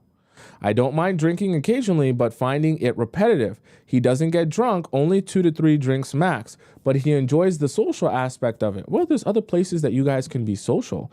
And what does he mean by social? That he can talk to the bartenders? What is it? What's the social aspect of that?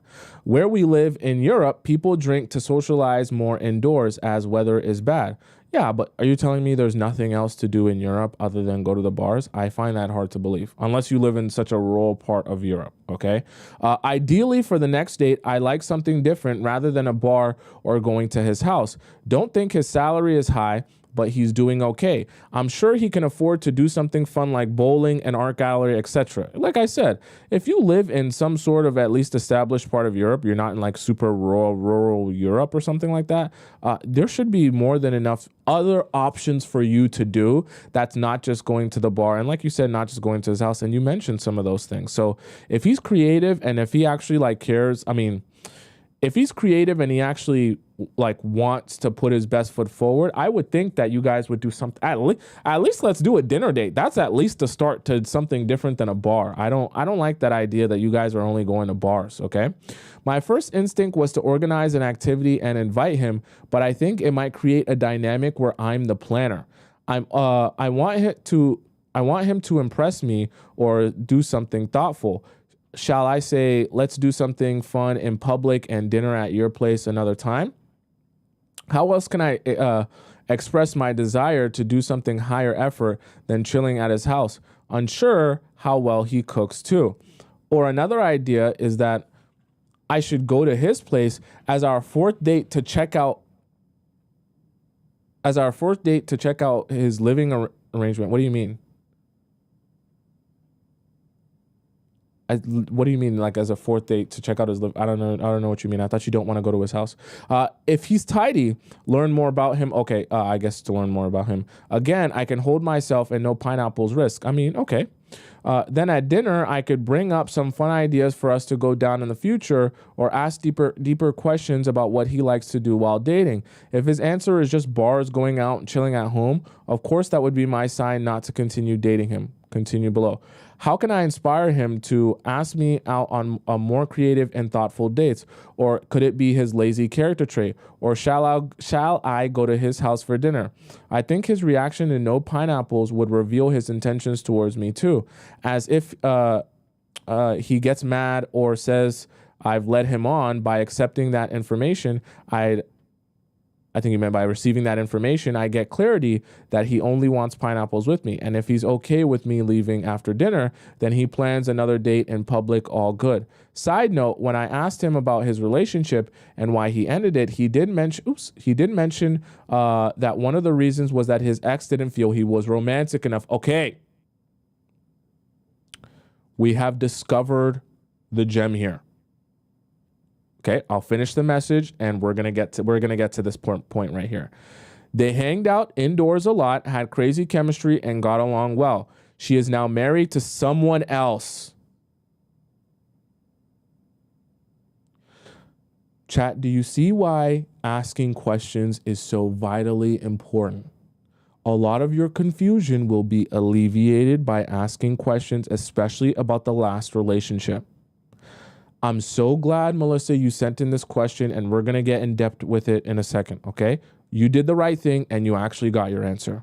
He said he realized they should have done more activities, but reality shows he's falling into the same old patterns with me. If he took her feedback, he would plan other things. You're a smart cookie, Melissa. You're a very smart cookie.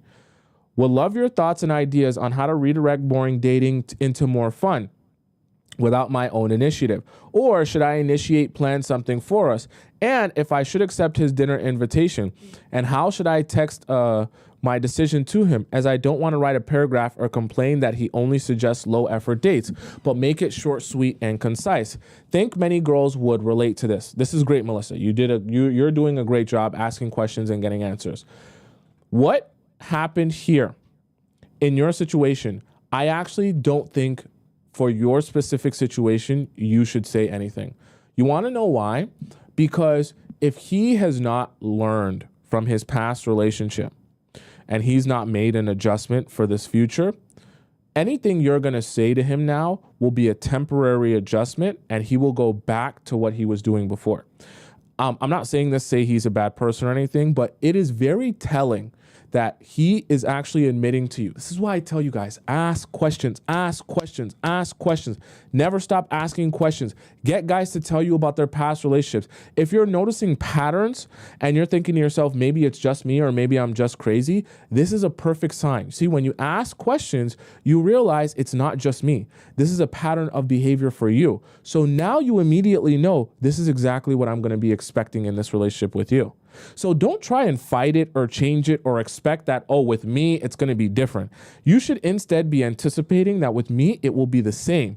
So if I'm experiencing and thinking some stuff about you and I have never spoken or talked to your ex, and you're telling me when you're talking about your situation with your ex that their relationship ended for the same reason that I'm having problems with you right now, which in your situation is that the dates are very low effort, then now you know, bingo, this is a pattern of behavior and it's not just me and I'm not crazy, okay? You also know that this isn't a small problem. This is a problem that actually became big enough that his ex broke up with him and then eventually got married to someone else. So it wasn't that she was, had an issue with getting married or some sort of huge issue in the relationship. Clearly, she was in a place where she was ready to get married and she was capable of doing that, but this was preventing them from taking the next step. So I say all that to say, Melissa, you actually found your exact answer and exactly what you were looking for all along in terms of revealing to you who he really is. Now, here comes the hard part and the honest truth. The reality of it is he's not going to change unless he actually wants to change. So unfortunately, even if you were to bring up these new ideas and things like that and all the, send him videos, bring this up and do that, I can 100% guarantee you if he broke up with his ex because of this, I guarantee you his ex tried the same thing as you. And I guarantee you his ex tried to get him to make these moves and do these things as well. So I say that to say, if you're in your first couple of months and you're already finding yourself in the same place to the point where you've been thinking the same things, and the same issues that are the reasons why he broke up with his ex, you are better off saying to yourself, oh, if I know I can't deal with this for the rest of our relationship, I should probably just back out now. Truthfully and honestly. Because what you're asking me now, right, essentially, right, what you're actually asking me is, do I think a guy who's been one particular way in his relationships to the point where it's been to the detriment of his relationships will randomly change for me? Even though I haven't seen any change between the stories he tells me about his ex and the things that I'm going through with him now. Okay? It's in a lesser way. It's kind of like saying, oh, in this guy's last relationship, he was an abuser, and I'm noticing some abusive tendencies with him now in our relationship, but I'm wondering if I should try and talk to him about it to tell him that it's wrong.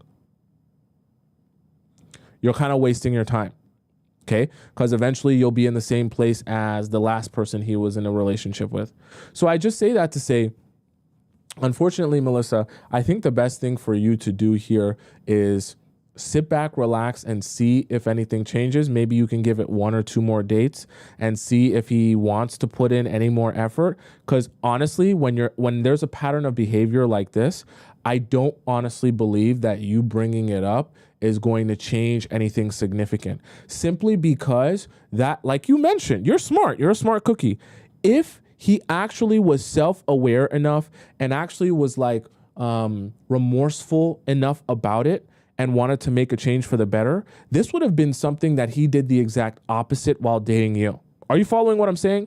Like someone who recognizes I loved a girl and I lost her because of my low effort in the dating stage would go into their next dating stage thinking, well, I'm going to make sure I put my best foot forward and don't fall into the same trap. So the fact that he's already doing the same thing means that there is no real intention of changing. So realistically, you bringing it up and saying these things is not going to make him magically change if he hasn't already come to that realization. Because what you're saying here is essentially he's already had his moment, his come to Jesus moment where he should have come to that realization in his past relationship. So you telling him this as a brand new person in his life is going to be the same thing he's been hearing from his ex. And clearly that experience with her didn't even, turn his wheels to start thinking I should make a change. Okay.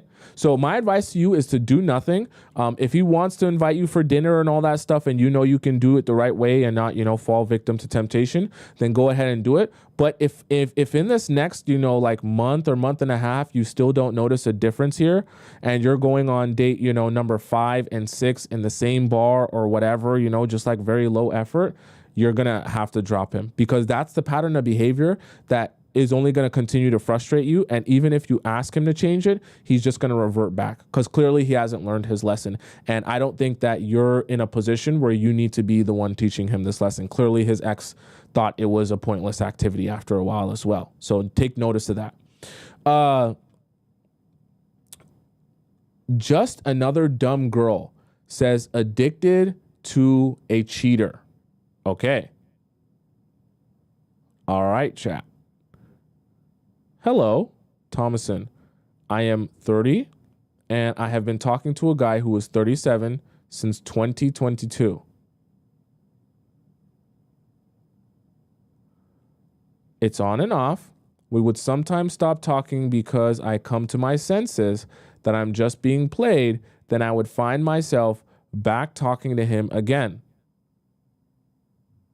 Yet again, another cycle. Because we aren't exclusive, he has also been into relationships which have never lasted longer than 3 months.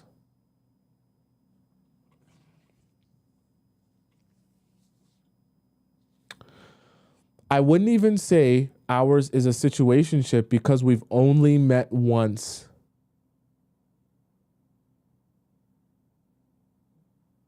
What?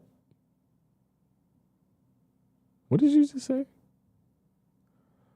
Although that was the first and only date we had pineapples. Let's take a second, chat. I haven't stretched all day. I was working on this, this lesson today. Didn't get a good stretch in. Need one now, because Wow. Jeez Louise, man. Like, I only met him once, and the one time we met, we slept together. Just the one time that we met. Let me fix up my chakras here. Realign myself.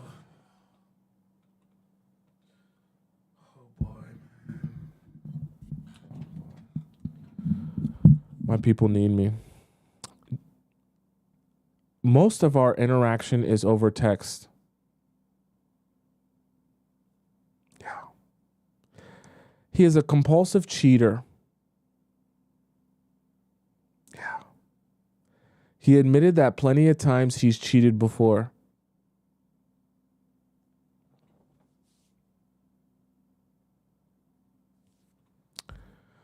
I know too that while he is talking to me, he talks to other women, gets into a relationship with them, and would cheat.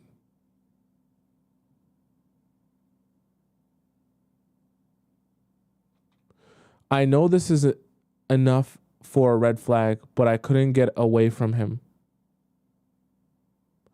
I would often talk to myself and ask, do I even like him in the first place? And I know for sure I don't, because he is a cheater. This is a paid question, chat. So I don't know what type of troll pays to troll. Okay. But Tomisin, I just want him to finally choose me for once. What are you saying?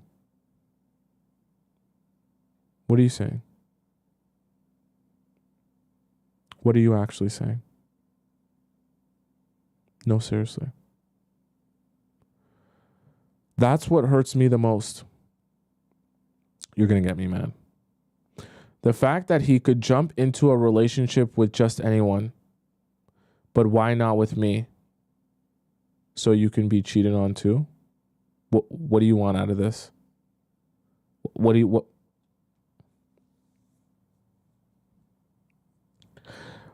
How can you acknowledge that a guy is cheating on other women and you're saying you want him to be with you so you can be the one getting cheated on? You enjoy trauma? Are you a masochist? Why don't you just... Never mind. What's wrong with me? I'm not going to answer that. That hurts so much. I don't understand why I feel this way, and I feel like an idiot wanting a cheater to choose me.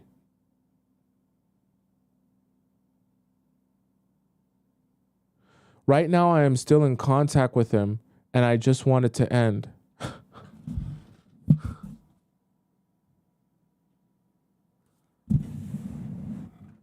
Oh my God. You're saying the stuff that's going to make me really mad. Do not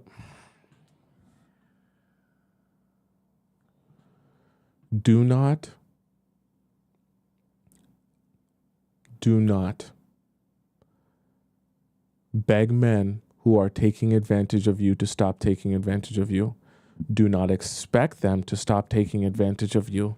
If they can take advantage of you because you allow it, they will do that. Stop saying, I just want it to end, as if you're not in control of that. If he texts you and messages you or calls you, you are in control of whether you answer or not. You're not a robot being controlled by him. Please. This stuff's going to get me, man. And I don't want to, we had a good show today. I don't want to get crazy.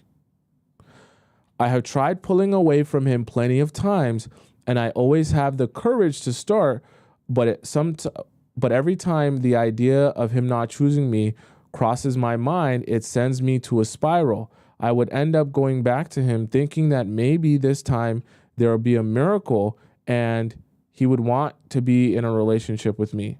Do you think there will be a chance he'll fall in love with me and choose me? How do men choose who they want to be in a relationship with out of 100 girls that he talks to a day? I know you'll be so mad reading this. I'm new to your community. I've seen only a few vids and wish I saw your content earlier.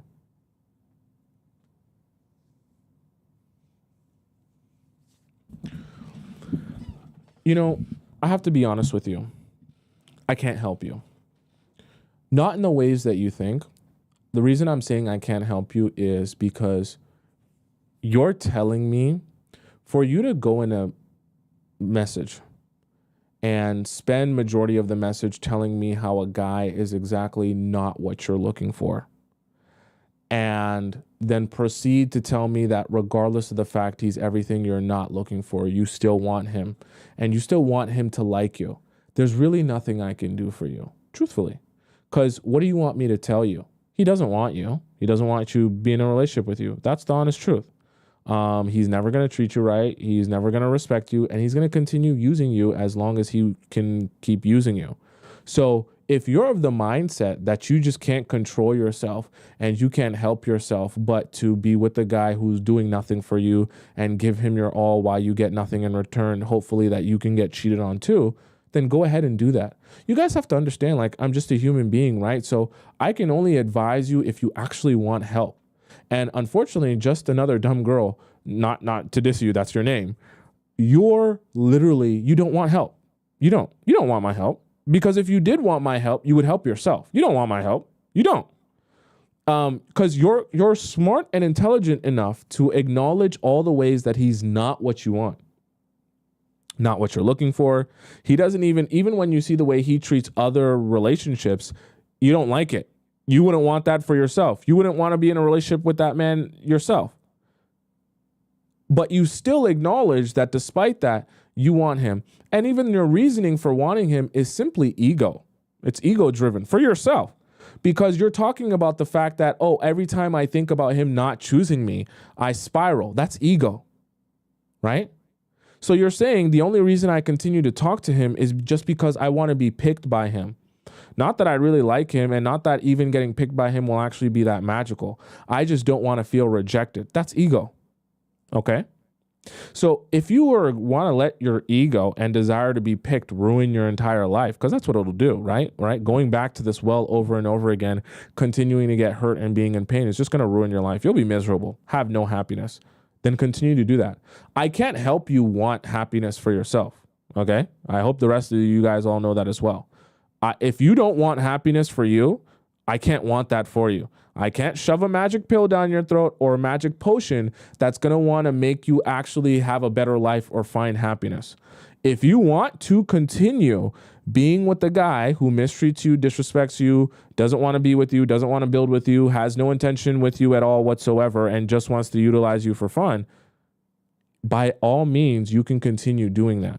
And I can't feel sorry for you, because I'll be wasting my breath trying to, lose my mind helping you and telling you how all of this is wrong. But you know how it's wrong. You're not dumb, and you're not confused either. Okay? You're very aware. You're very lucid. You're very intelligent, and you've been taking everything in. So there's not really much left for me to help you with. You have the answers to your questions. You just don't want to move forward with your life and actually have happiness. You would rather sit in this hamster wheel until maybe one day you just get tired of wasting years of your life. Okay? You've already wasted a couple years. Trust me, soon it'll be 5 years, soon it'll be 7 years, and soon you will have spent a decade of your life and you'll be 40, right? Chasing after a guy who doesn't want you and can't treat you right anyways. And in the process, like you mentioned, he'll have many other girlfriends, and maybe in the next 5 to 6 years, he'll even get married. And you'll still be on this hamster wheel looking for the validation from a married man. You'll be in a very sad place in life. And once again, I can't help you if you don't have the desire to help yourself. Because you have a choice whether you respond to him or not. You have a choice whether you reach out to him or not. You have a choice whether you text him and you call him and you meet up with him or not. So every time that you do that, despite knowing everything that you know, that's a choice. And I can't make choices for you. I can give you advice, but I can't make choices for you, and I can't want happiness for you. Okay? Let's go to our next question here, which comes from, comes from Ella. Ella says, creep, okay. Ella says, around 2 years ago when I was 18, so you're 20 now. Okay, we'll accept that because that was 2 years ago. When you're 18, you're 20 now. I made a dumb decision to hang out with this 27-year-old man.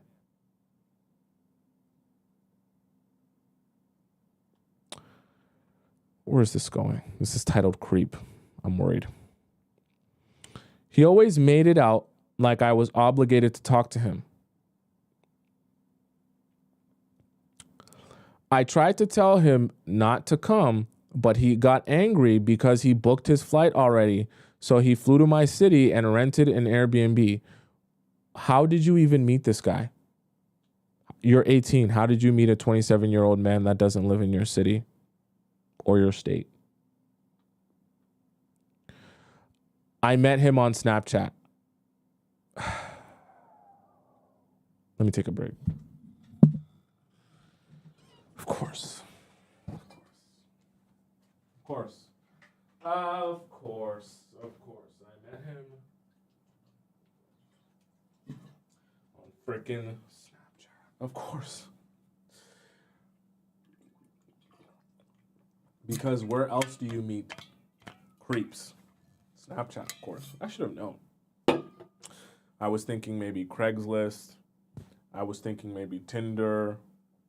You know, like the regular places people meet creeps and have weird, but no. It's the Gen Z way. I met the creep on Snapchat. The Gen Z way.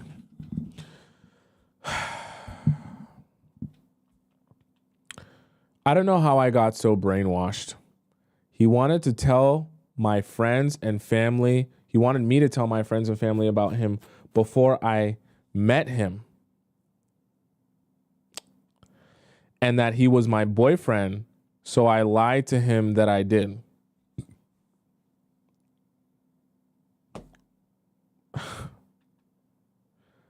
You know what? You were 18, but still, I don't even have words for this. I really don't. I felt bad for wasting his money, so I met up with him anyways. Plus, he already made me feel guilty. Do you have an older brother or no? Or any older siblings? This is really... Oh, boy. Oh, boy. Oh, boy. We got to watch over our daughters, man. You got to take your daughters on dates. Make sure... Oh, God. Boy, I tell you, boy. Made me feel guilty because I couldn't pick him up. I'd never been in a relationship, so kind of let him trick me into doing things I was uncomfortable with. Not pineapples. I feel really grossed out when I think back. He kept kissing me, and I was just disturbed the whole time. I was at a bus stop with him and a girl. What? So he flew to your area. He got an Airbnb, and you guys were taking a bus together? I was at a bus stop with him, and a girl asked me if I was okay. I look young for my age, but I said yes. I was just hesitant to make him feel bad. Are you sure this guy's actually 27? If people are coming up to you and asking you if you're okay, that's very strange. That's very strange. Basically, chat. I don't know. I don't want to be reading nothing that's supposed to be in a police report here. Okay. Chat. Please, for those of you who have pre-read this, is this supposed to be in a police report here? Because I don't want to be incriminated because I'm reading what's supposed to be in a police report. Basically, he was really over the top and wanted to get married. I just went along with it for a few days until he left. After this, I reiterated I don't want a relationship, but it was too icky, so I stopped talking to him for good. He rang me like 1,000 times, and I blocked him on everything. He ended up emailing. I sent him a long email back. Is this HR? Criticizing him and asked him to stop acting like he knows me and how I regret every moment. I said, do not contact me again. He stopped. It's been nearly 2 years since I spoke to him. Today, an email from a different address. I didn't know who it was for a second. Hey, Ella, hope you are well. Just checking in. How is your life going? Just a friend. I'm asking. Hope you forgive me for the first time I was pushing. This is so delusional. I feel sick. I don't know if I should reply.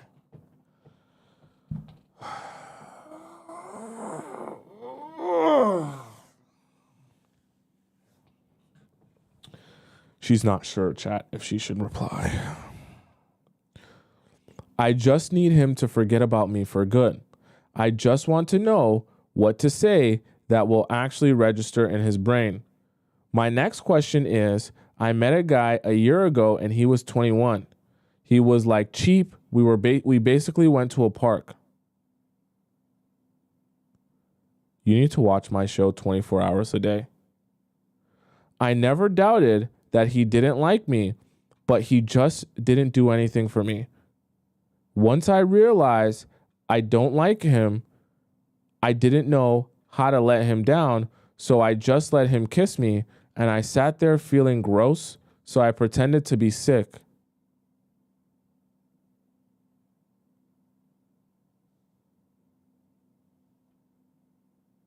I can't believe it. I thought I just despised kissing.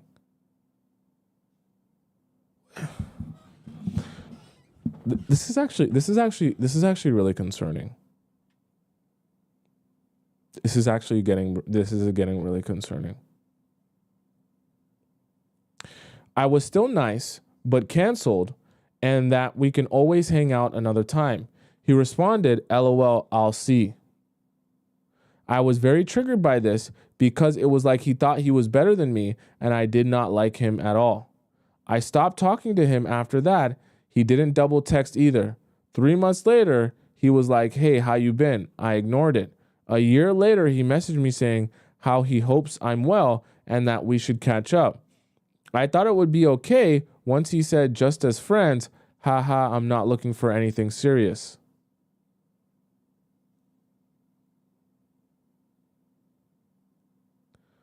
I didn't mind just being friends. We hung out again. He acted different, like paying for things. What? Did he pay for ice cream? 99-cent ice cream? And lick the... Boy, I tell you, boy. But I was already completely turned off by him, so why are you there? Why are you there? I don't understand. What threw me off is he basically started trying to hug me, so I backed off. Did you actually think that you guys were going out as friends? Like, I know you're young, but you actually thought that... you gotta watch my show 24 hours a day. He kept saying, why not? And that it's not the end of the world. I was like, yeah, if your car blows up, it's not the end of the world, but I still don't want it to happen. Why are you there then? Eventually, he drove me home. You actually let him drive you there and back? Wow. Eventually, he drove me home and was like playing the victim. He was never my BF, by the way. I only knew him for a month. Why are the stories today extra tragic? I don't understand what's going on in the air today or these couple of weeks. Something going around? Is Mercury in retrograde or something? He mentioned from a year ago, I invited him to a party and was talking to another guy. It's got to be a joke, right? He exaggerated everything and said I was holding hands with him. I wasn't. Why would I hold hands with a random guy I met at a party? Weird. I gave this guy at the party my number in front of him apparently. Was this wrong? It's not your boyfriend, so why does it matter? He said the reason he reached out again was because he was sometimes curious why things ended because there was no clarity at all. Who cares? I knew him for only a month. Exactly. So who cares? He made no effort either. Oh, exactly. Who cares? To me, it makes no sense. So you should stop caring about it. Should I do something different except ignoring them next time? Absolutely not. As he insisted, our last and final meetup, after our final meetup, I gave him long paragraphs detailing why I didn't like him because he didn't show effort. You're doing way too much, okay? If you realize you don't like someone, just move on, right? You don't need to send them paragraphs and explain to them. This is an HR, okay? You're not at work. He then told me he wanted something serious and that's why he didn't pressure me for pineapples and all this stuff. Who cares? Okay. He said he liked me a lot and not just for my looks, but my personality. It's a lie. Okay? Making it real easy for you. Doesn't make sense. It's a lie. It's manipulation. That's what it is.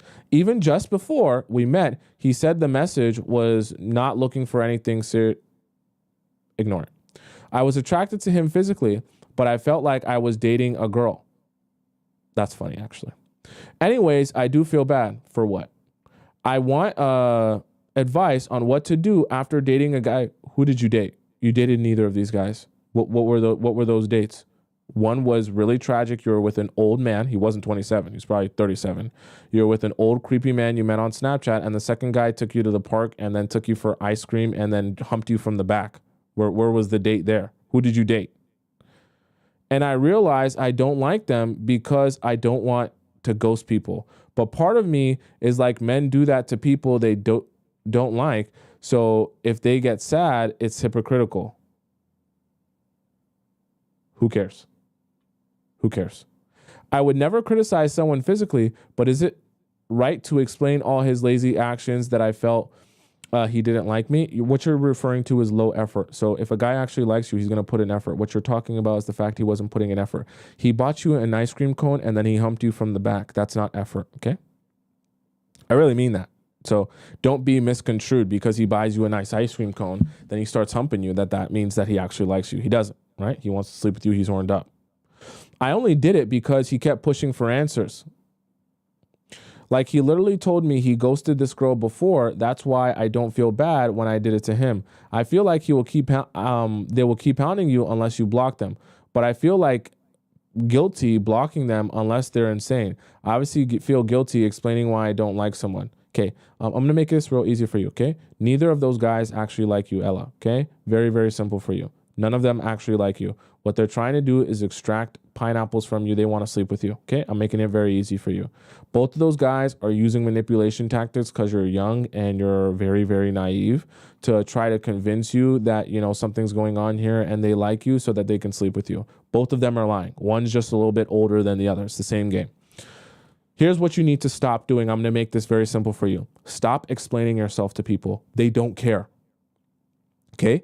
Guys that are using you to take advantage of you, honestly, they don't care. You're explaining yourself to people who don't care. Okay? You're wasting a lot of breath and it doesn't matter. What you need to start doing is instead of wasting your time explaining yourself to people, if you go out with someone and you don't like their vibe or you think that they're just weird or whatever, just stop talking to them. Ignore them. If they continue reaching out to you and it becomes annoying to you, just block them. Okay? You're not blocking them because you don't feel guilty about nothing. The only person's happiness you need to worry about is your own. So if someone makes you feel uncomfortable or someone makes you feel like you just don't want to talk to them, you block them if they continue to reach out to you and you don't want to talk to them. That's the only person's happiness you worry about. You worry about your sanity and your ability to be happy and feel good about yourself. If that throws you off of that, if you're confused by them or it's just a weird vibe with them, you get rid of those people out of your life and you don't bother associating yourself with those people. Okay, I'm making it very, very simple for you. In your future, when you go out with guys, we need to get you some better judgment. Okay, now that's going to take some work, but what you're going to stop doing is you're going to stop meeting guys on Snapchat. No more meeting guys on Snapchat. No more meeting guys on anything online because your judgment is very bad. I'm going to be honest with you. Your judgment is horrible, absolutely horrific. So we don't need your judgment being made any worse by meeting guys online where you can't get a real sense of who they are. Okay? No more meeting guys online in any capacity. The only friends and people you hang out with one-on-one are people who you've already met before. And the only time you start dating a guy or start seeing a guy is if you meet him in real life first, have a good conversation with him in person first, and then from there he gets your number and asks you out. Anything other than that, you don't go out on dates with guys you met on Snapchat or Tinder or Instagram or anywhere. No online for you. You're cut off. I'm cutting you off, okay? No more online for Ella. You only meet guys in person, and then you decide if you like their vibe after that. And even then, I would advise you to only be hanging out with these guys in public places because you don't know how to make good decisions about men. I'm just being honest with you, and I want to give you very straightforward advice, okay? And for the future, if you go on a date with the guy and you don't like him from the very first date, then you can stop talking to him, unfollow him, ignore him, not contact him, or even block him if you don't like him. You don't need to care or bother yourself about anyone's happiness outside of your own. Okay, Ella? Let's go to our next question here, which comes from, let's see where our next question comes from. This one was, I think you meant to you resent your question, I'm assuming, because it says original deleted, but I think you just meant to resend it. Okay, so Doll says, hi, Tomisin. Lots of love watching your show. I watch every day. I'm 23, dating a 21-year-old man. I met my boyfriend at a local church a few years ago. We didn't date at the time. We reconnected since I came back to my hometown for vacation. He hit me with the "so you're in my city again" and went from there. We met up 2 times after that. We had great chemistry, and I loved spending time with him. We vibed so well. 2 weeks later, he took me to a bar, had food, a few shots, and we ended up going to the movies. We were at the Lux upgraded hall on private recliner seats for couples, which got me really comfy, I can't lie.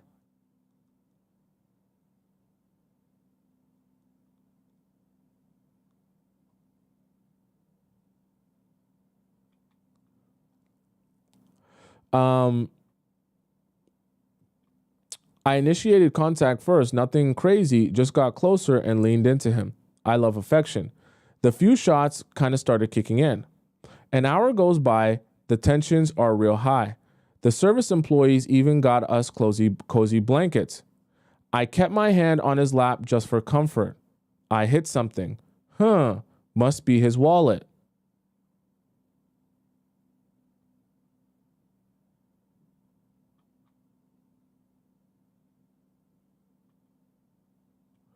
Oh boy, was I wrong. It sure wasn't a fat wallet. It was his willy. Or is it? I grabbed it just to make sure. I promise, Tomisin. Oh my days, it's huge.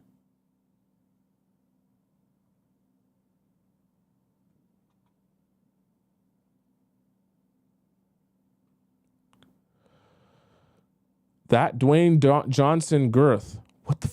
What are you saying? We didn't speak a word.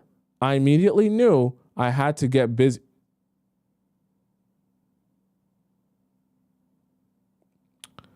You were on my mind. I can't do this anymore. I can't do this anymore. I honestly this is the last one. This is the last one for today. I can't do this anymore.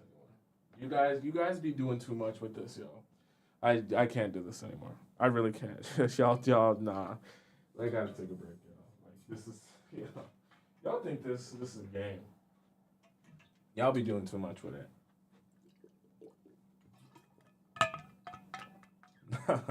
Nah, yo. Nah, not rolling. Like,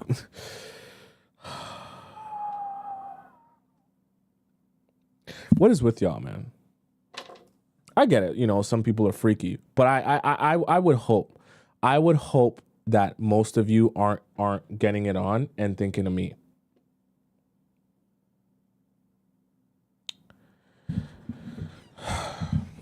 You were on my mind while I was getting into it. I was thinking about you and what you said on the pod. Clearly you weren't.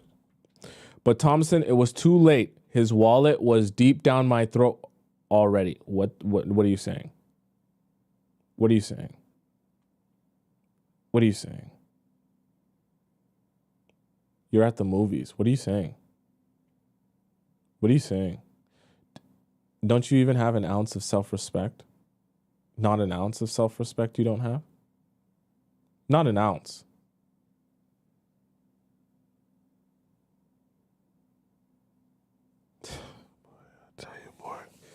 Boy, I tell you, boy, you gotta take your daughter out, take her on dates. You gotta spend time with her, man. You gotta show her love, Boy, I tell you. He rushed me back to my place, and let's say things got a bit PG. I think you meant to say rated R. PG is the kids one. That's the one that all the kids can go to. But let's go on. We truly had a great time. That pipe's messing up your brain cells, okay? He laid it down and started pounding heavy, my booty swinging about. Bruh! Yo! All right. Chat, if you're under 18, if you're under 20 years old, just exit the chat, okay? Because she on some different stuff. It's Wattpad story.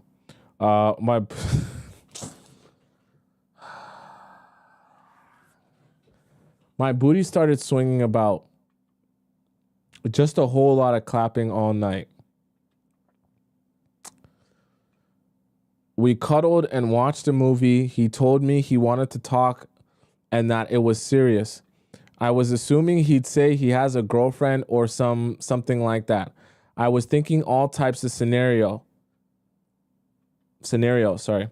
After a while, he came forward and said he has a leaky booty hole. Okay.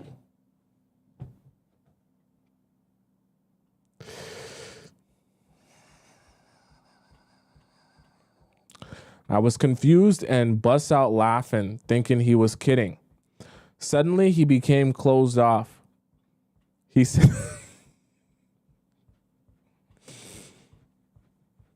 he said that it was unnecessary, and I reached inappropriately, and I reacted inappropriately, and he expected empathy during difficult moments. I still thought he was kidding and kept laughing and added, if it's true, then get off my sheets. Also, I don't even know a leaky booty hole was a thing.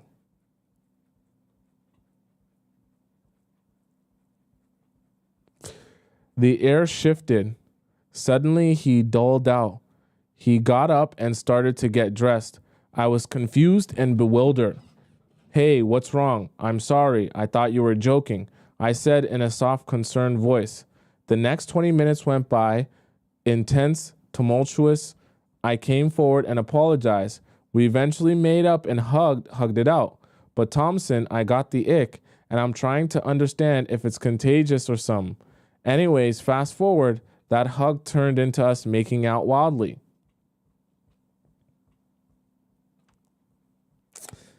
But the leaky was at the back of my mind. As time goes out, Mr. Booty Hole Leak took out his willy and I screamed, "What? Why?" He replied, "Haha, put on the rubber. You forgot." I played like that's all I was concerned about. We ended up doing the deed, but my mind was elsewhere, thinking about what he said. My hands were of his back while he was going nuts. I realized I touched something wet. I'm not going crazy, right? I started freaking out internally. Surely not, right? I was thinking about all the possible theories of what it could be. We were damn well messy on the bed to begin with. We finished the nasty. My mood was dull and upset since I was icked out. Oh boy, please, what the hell? I played it cool and rushed to the bathroom. Locked myself in and took a good look at my hand and fingers. Phew, I was somewhat relieved it was clear. Must be mine or his gush gush, I'm guessing at least. Excuse me for this, but I carefully took a whiff of it just to make sure. Don't worry, it was not my booty juice. I was so relieved. I scrubbed my whole body and soaked it in steaming hot water to get steaming hot water close to an hour. Man, I was stressed. And to that, I'm an extreme germaphobe and have a contamination OCD. I sent him home and bro, I almost bleached my whole apartment. I didn't really text him after. I feel bad, but I just feel like I need space after what happened.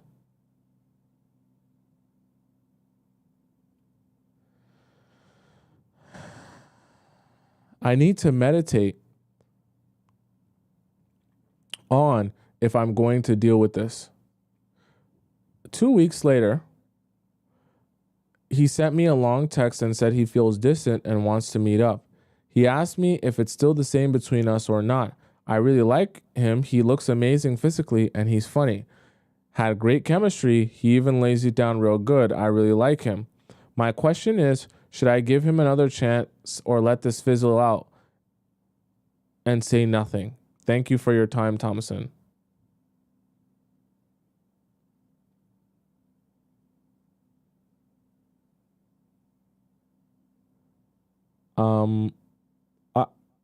I think maybe just let this one die. I think you need to go back to church. I think you strayed far from the Lord, doll. I think, yeah. I think you need to pick up your Bible. I think you need to read from Genesis all the way up to Leviticus. I think just read all the pages in between those. And I think you need to study your Bible. I think you need to go to church, let's just say Monday, Tuesday, Wednesday, Thursday, Friday, Saturday, and then Sunday again as well. I think you need to not only cleanse your body, but cleanse your spirit. I think you need to go to confession. And I think you need to go to confession multiple times for the same things. I think one confession isn't enough confessing. I think you need to talk to the rabbi and pay him extra to stay overtime. I think you need to talk to the priest and pay him extra to stay overtime. And I actually meant that. I actually think you need so much cleansing. You can't just use one religion to cleanse yourself.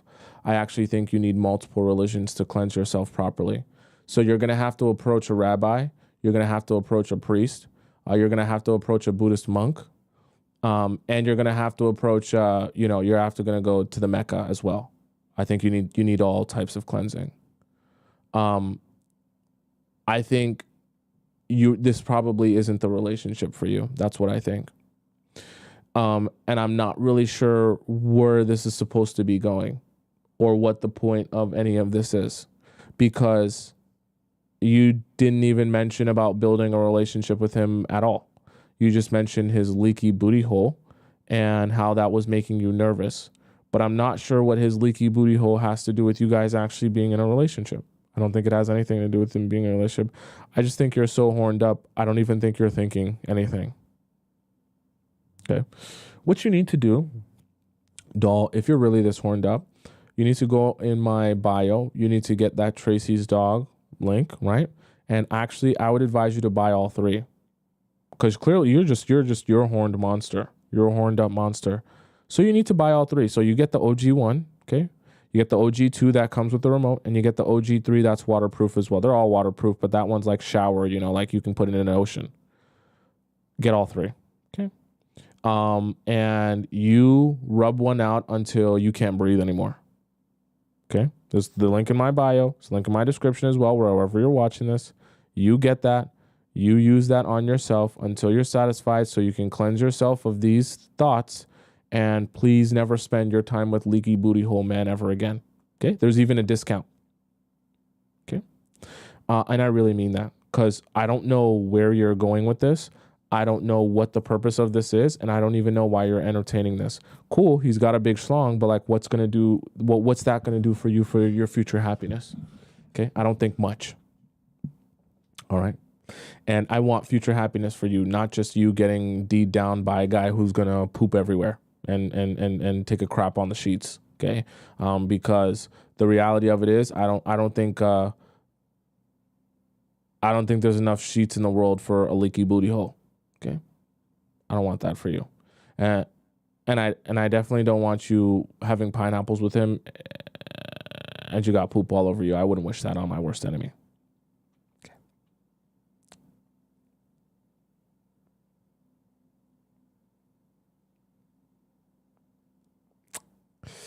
Yeah, chat.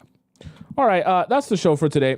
So let's hop over real quick into our donations, because I totally lost sight of our donations today. Thank you to Christina, who became a player today in our Players Club. Thank you for becoming a member. Thank you to Nicole as well, who donates $5. Nicole says, yes, she needs to go back to church and read Genesis through Revelation. She only needs Jesus. He's enough. Great show today. Yes, yeah, literally. Did I say Leviticus? Yeah, she needs to read Genesis all the way to Revelation, literally, for real. This is very, very not good. Very not good. Okay.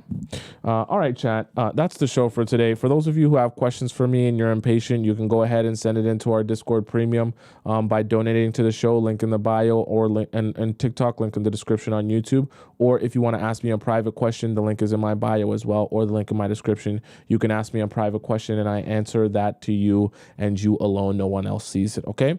For those of you who are on TikTok and you want to rewatch or you want to follow me on Instagram, I should say, my Instagram is right above my head on the top left corner of the screen. It's also on the bottom right for those of you who are on YouTube and want to follow me as well. See everything that I'm doing at all times of the day. For those of you who are on YouTube, on TikTok, and you want to rewatch the show because you missed parts of it, my YouTube channel is just there. It's just Tomisin Atobatele. You can just type in my first name. When you type in my first name, you'll be able to get access to this show along with all the other live shows that I've done since the beginning of time.